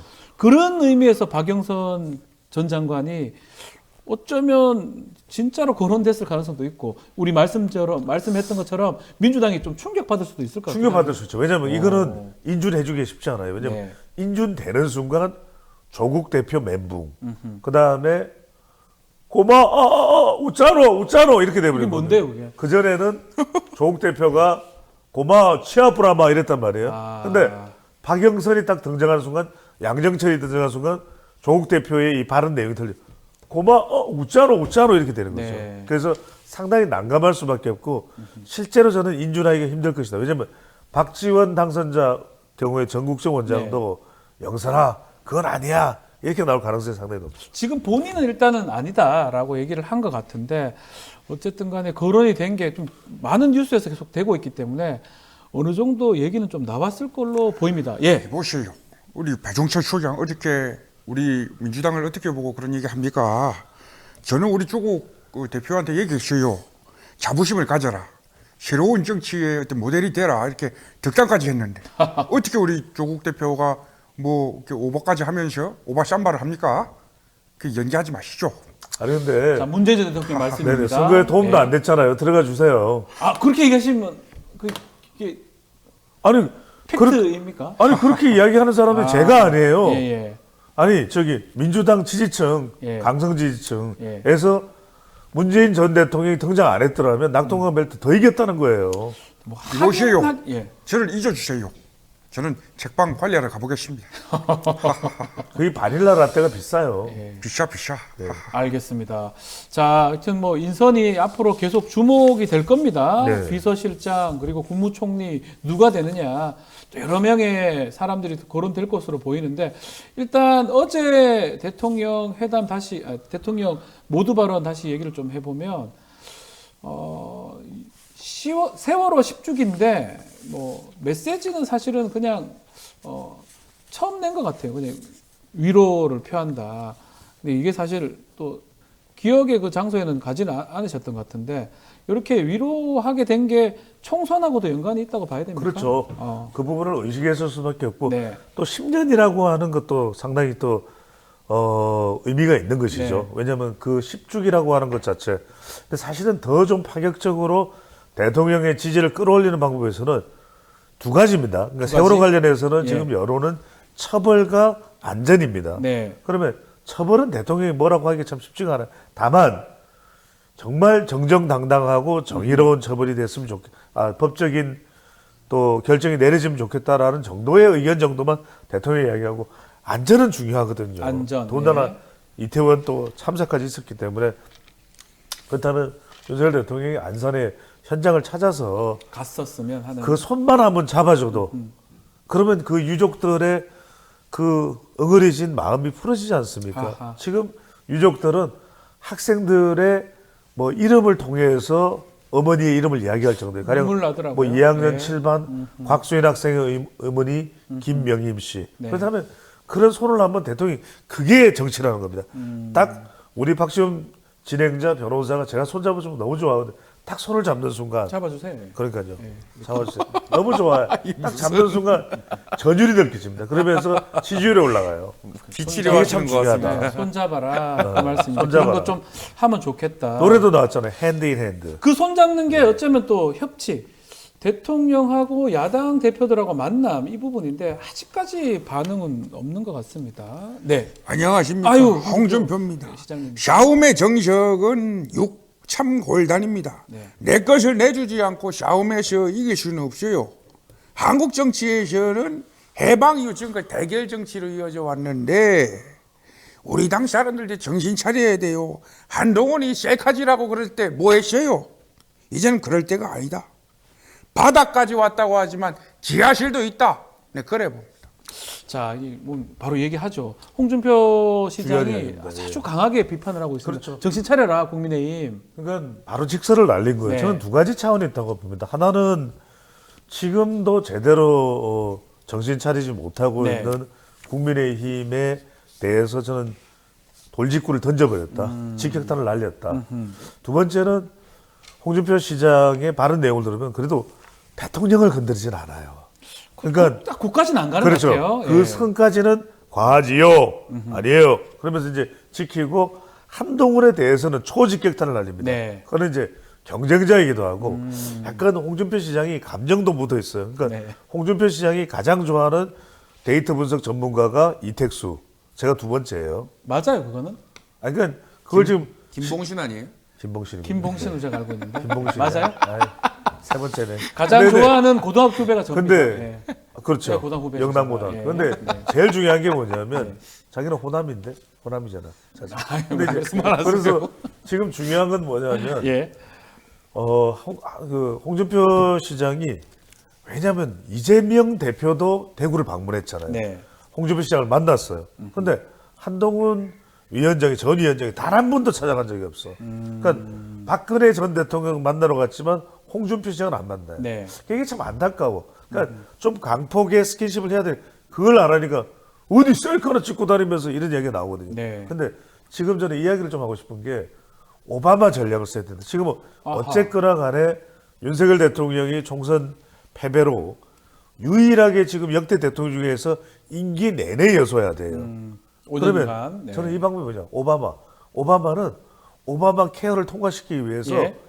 오바마가 민주당인데 미국의 공화당 상원의원이나 이런 사람들을 지독할처럼 만들어. 그 사람들이 놀래. 자꾸 연락하니까. 그래서 저는 오히려 이재명 대표, 조국 대표, 추미애 다 만나라. 다 만나라. 다 만나라. 질릴 정도로 만나버려라. 네. 그리고 이재명 대표한테도 하루에 10번씩 전화하는 거예요. 아, 이재명 대표님 법안 통과 좀 도와주세요. 이러면서 막 질리도록. 그러면은 이재명 대표가 10통씩 받으니까 한두 통은 못 받을 수도 있잖아요. 네. 그러면 오히려 더 윤석열 대통령은 플러스가 돼. 네. 왜 전화 안 받으십니까? 저 싫으세요?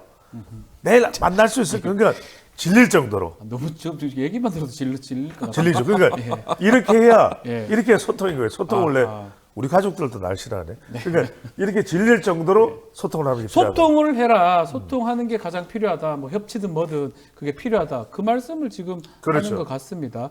자, 첫 번째 과제는 아마 이게 소통 차원인지 모르겠지만 최상병 특검이 5월달 안으로 처리가 되냐 안 되냐 이 부분 같은데 우리 뭐 국민의힘 내에 좀 의견들도 찬성의 목소리가 좀 있는 것 같은데 우리 좀 얘기 좀 해주세요. 안녕하십니까, 만철수입니다.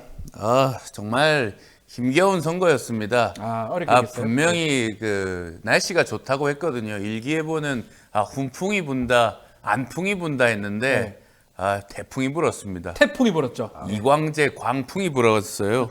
어쨌든 저도 그렇게 생각합니다. 이 특검법 개인적으로는 찬성합니다. 그리고 여당과 정부가 정말 바뀌어야 된다. 안 바뀌면 안 된다. 이런 말씀을 당당하게 드립니다. 이제 아무 말이나 막 할 수 있어서 좋아요. 죄송합니다. 네, 뭐 뜻이 있거나 뭐 전당대회 출마 이런 건 현재는 아닙니다. 현재는 아니지만 예. 미래에 가능하다.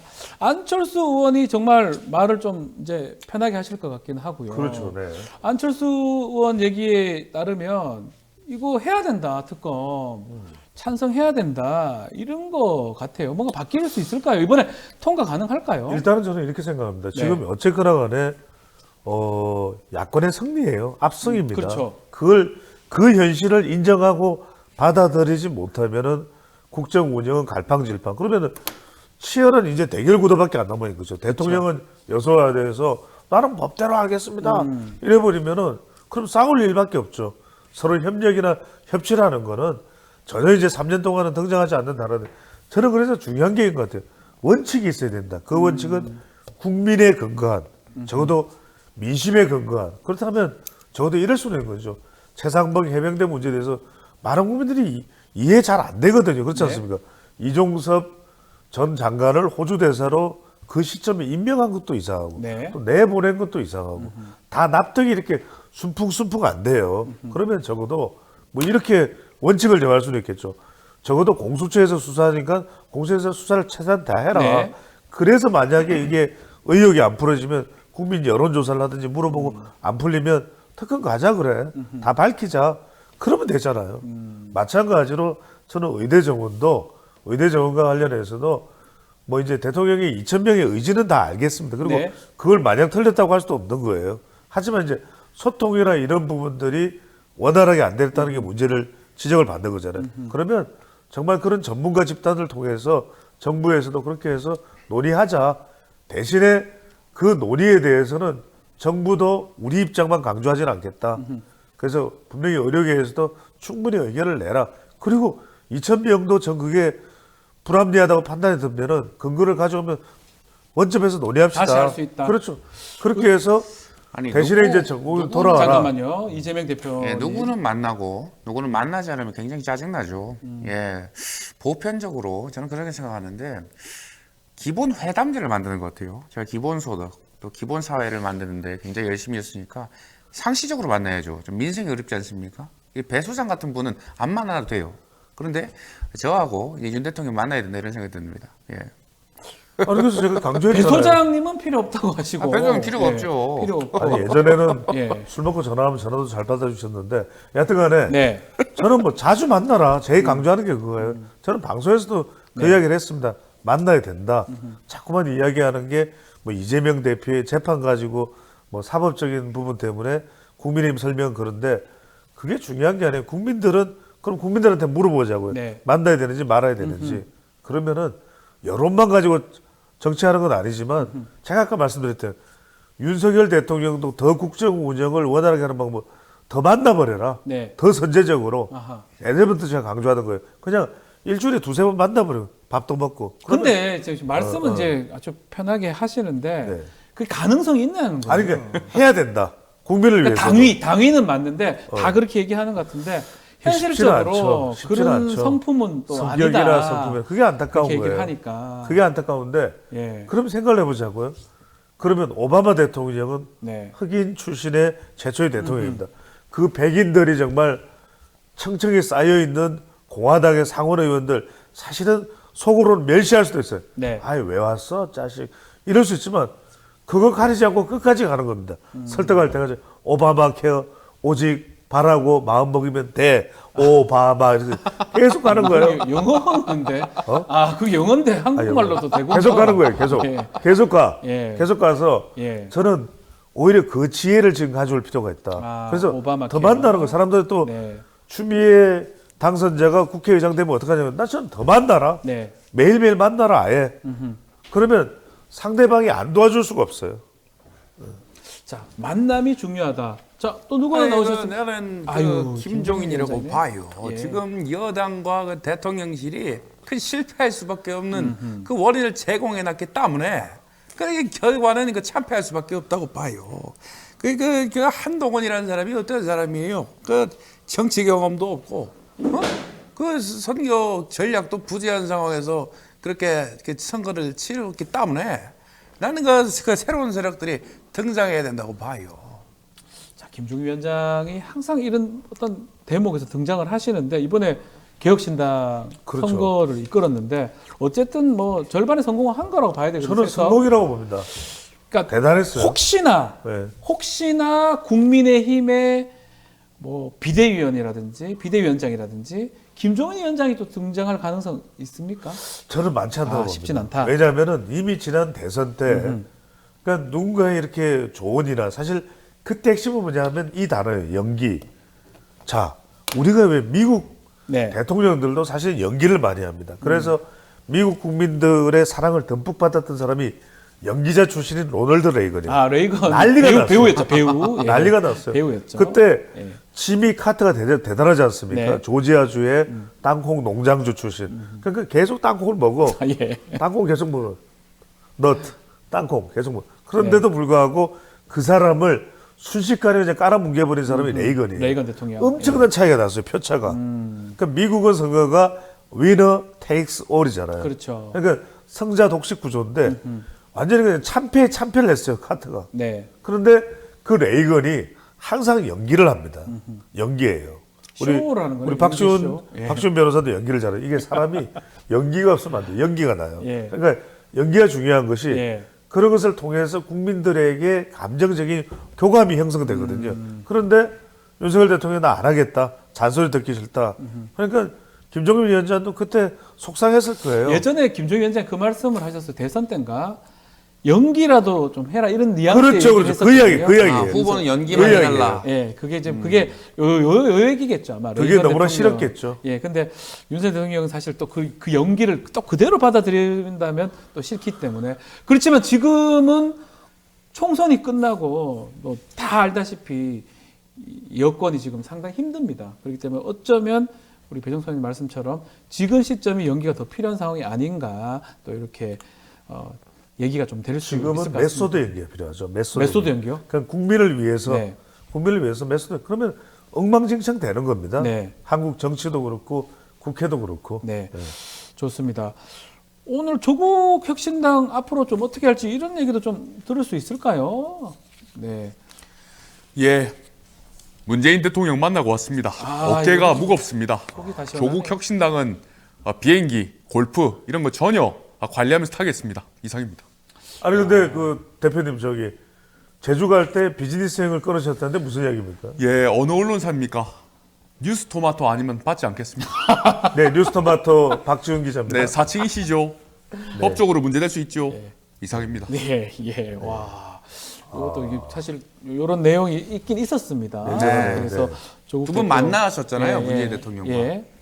만나서 조국 혁신당 문재인 대통령은 범야권 승리에 크게 기여했다라고 하는데 앞으로 민주당하고 조국 혁신당의 또 경쟁 구도라든지 그런 부분은 좀 짚어주시죠. 저는 뭐 당분간은 협력적 관계로 갈 수밖에 없죠. 네. 그 관계가 아니라면 조국 혁신당에 대해서도 민심이 또 반발이 덜 끓겠죠. 아하. 그래서 선명성입니다. 그러니까 윤석열 정부에 대한 뭐 단호한 심판을 이제 하겠다는 것이 조국 대표의 의지이기 때문에 네. 본인이 지금 법적 위기 사항이 있죠. 대법원 선고가 내려지면 그렇기 때문에 자기가 설사 감옥에 가는 한이 있더라도 계속 꾸준하게 이야기하는 것은 김건희 특검법, 그다음에 한동훈 특검법. 그러니까 윤석열 대통령이 법적으로 더 정당해질 때까지 이건 멈추지 않겠다 이거죠. 네. 근데 여기서 하나만 저는 항상 드리는 말씀이 뭐냐면 배종찬 소장은 컨설팅까지 하잖아요. 컨설팅 하시잖아요. 그렇죠. 잘 맞추고 민생 정책 정당으로서도 저는 수준을 높일 필요가 있다. 조국 혁신당이 그러니까 그런 아이디어를 좀 낼 수 있는 사람 중에가 뭐 신장식 변호사도 그런 아이디어를 많이 가지고 있는 인물이고 네. 그 외에도 보면 뭐 리아는 모르겠습니다만 가수 리아. 노래를 또 잘하고 하여튼 그런 민생 정책 정당으로서의 가치도 좀 수립을 해서 조국 혁신당이기 때문에 야 저런 또 정책안을 내놓는구나 네. 이런 좀 다양한 국민들의 외연을 확장할 수 있는 그런 좀 경쟁력도 키울 필요가 있을 것 같아요. 네. 물론 중심은 분명히 윤 정부에 대한 대립각을 세울 겁니다. 그건 뭐 민주당도 마찬가지일 텐데 그런데 또 한편으로는 이 12명의 의원 또 이번에 받았던 그 지지율이 또 언제 어떻게 될지 모릅니다. 그렇죠. 그렇다면 조국 혁신당이 이름을 바꾸어서 뭐 민주혁신당이라는 이름을 가질 수도 있는 것이고 국민혁신당이라는 이름을 가질 수도 있을 텐데 중요한 건 그런 경쟁력이죠. 네. 실력 있는 정당을 국민들이 외면하지는 않습니다. 알겠습니다. 자, 이분 마지막으로 한번 목소리 듣고 싶어요. 요새 잘 안 들려서. 한동훈 위원장님 정말 멀리 가신 건가요? 어떻게 된 겁니까? 저요? 저는 멀리 간다고 한 적이 없는데요. 사회자가 그렇게 공정하지 못한 자세로 질문하는 건 저는 아니라고 봅니다. 죄송합니다. 네. 정정해 주셔야죠. 네, 정정하겠습니다. 죄송합니다. 네, 예. 고맙습니다. 네. 저는 분명히 말씀드렸습니다. 저는 이번 선거 이후에 제 인생이 꼬일지도 모른다. 네. 근데 실제로 꼬이지 않았습니까? 그래서 저는 지금 국민께 사과를 드렸고요. 지금 자중하는 자세로 자해하는 중입니다. 아니 근데 위원장님 그 홍준표 시장하고는 왜 그렇게 사이가 안 좋으세요? 좋아졌어요? 저는 그분 얘기를 한 적이 없는데요. 아, 맞아요. 직접 한 적은 없습니다. 제가 네. 그분 얘기를 했다고요? 그분은 원래 그런 분 아닌가요? 어떤 분요? 그런 분. 네. 맞습니다. 자, 뭐 한동훈 특검 준비에 이렇게 홍준표 시장이 얘기했다가 서타가 지었대요. 지었어요. 네. 두 분 관계가 지금 뭐 그러니까요. 어떻게 돼요? 어떻게 봐야 됩니까? 아니 근데 정리 좀 해주십시오. 이 정도면 네. 그 한 위원장을 다시 한번 좀 연결했으면 좋겠어요. 그래서 홍준표 시장을 만날 생각이 있는지 네. 그 궁금해요. 만날 생각이 없겠죠. 제가 지금 그럴 입장을 밝힐 상황이라고 보시나요? 아니요. 아니잖아요. 예. 아니 그럼 어떤 상황입니까? 안 좋은 상황이죠. 예. 그걸 굳이 캐 물으셔야 됐을까요? 배종찬 선생 기자도 아니시지 않나요? 예, 맞습니다. 좋지 않은 상황인 거는 막 공이 자타공이 다 알고 패배한 있는, 지가 얼마 안 돼서. 지금 얼마 안 돼서 네네네. 좀 힘든 상황이기 때문에 언제쯤 다시 등장할까요? 혹시 이번 비대위를 구성할 때 아니면 전당대회 때 나올 수도 있는 건가요? 저는 적어도 뭐 1년 후쯤일 1년은, 것 같아요. 1년이 있어야 된다. 왜 그러냐면은 예. 워낙 지금 첫 번째는 이제 그래도 좋으나 안 좋으나 네. 윤 대통령 쪽이겠죠. 이 네. 여당 쪽은 어쨌거나 뭐 더 이상 이제 윤 대통령이 영향력을 발휘할 수 없다 졌다 하지만 또 총선 패배의 책임이 결코 가볍지가 않고 네. 세 번째는 또 한동훈 위원장이 보완해야 될 점도 많아요. 그러니까 머리로는 이해가 되는데 가슴으로 이해가 안 된다는 분들이 많기 때문에 그것까지 좀 보완해서 나올 수가 있냐. 정치를 잘해야 돼. 아, 좋습니다. 제가 찾고 싶었어요. 예. 내가 그 원로답게 한마디 하겠어요. 정치가 한국 정치 수준에 안 맞아요. 빨리 업그레이드 해야 돼. 국민 수준 맞게 글로벌 스탠다드 들어가야 됩니다. 아유, 저거까지 아니 하시네. 근데 그렇게 나가야지. 빨리 업그레이드 했어. 아니 이번에 MB계가 좀 많이 탈락했다, 낙선했다는 이야기는 어떻게 생각하십니까? 기분 안 좋으시죠? 안 좋지. 그래 나는 오늘 한 그릇에 국밥을 먹으려고 그래요. 내일 지구가 망해도 사과나무를 심는다. 이런 얘기가 있잖아요. 그 스노피자인가 스피노자인가 그 금마가 얘기했잖아. 피자인가요? 피자 맛있지. 맛있어요. 우리 집에 놀러 와요. 논현동에 있어요. 논현동 피자 맛있어요. 피자 맛있어. 네네. 좋습니다. MB 대통령 얘기까지 들어. 실제로 우리 이상민 씨가 이제 MB 대통령 모시고 왔는데 진짜 MB 대통령 생각하고 비슷한 것 같다는 생각도 듭니다. 이상민요?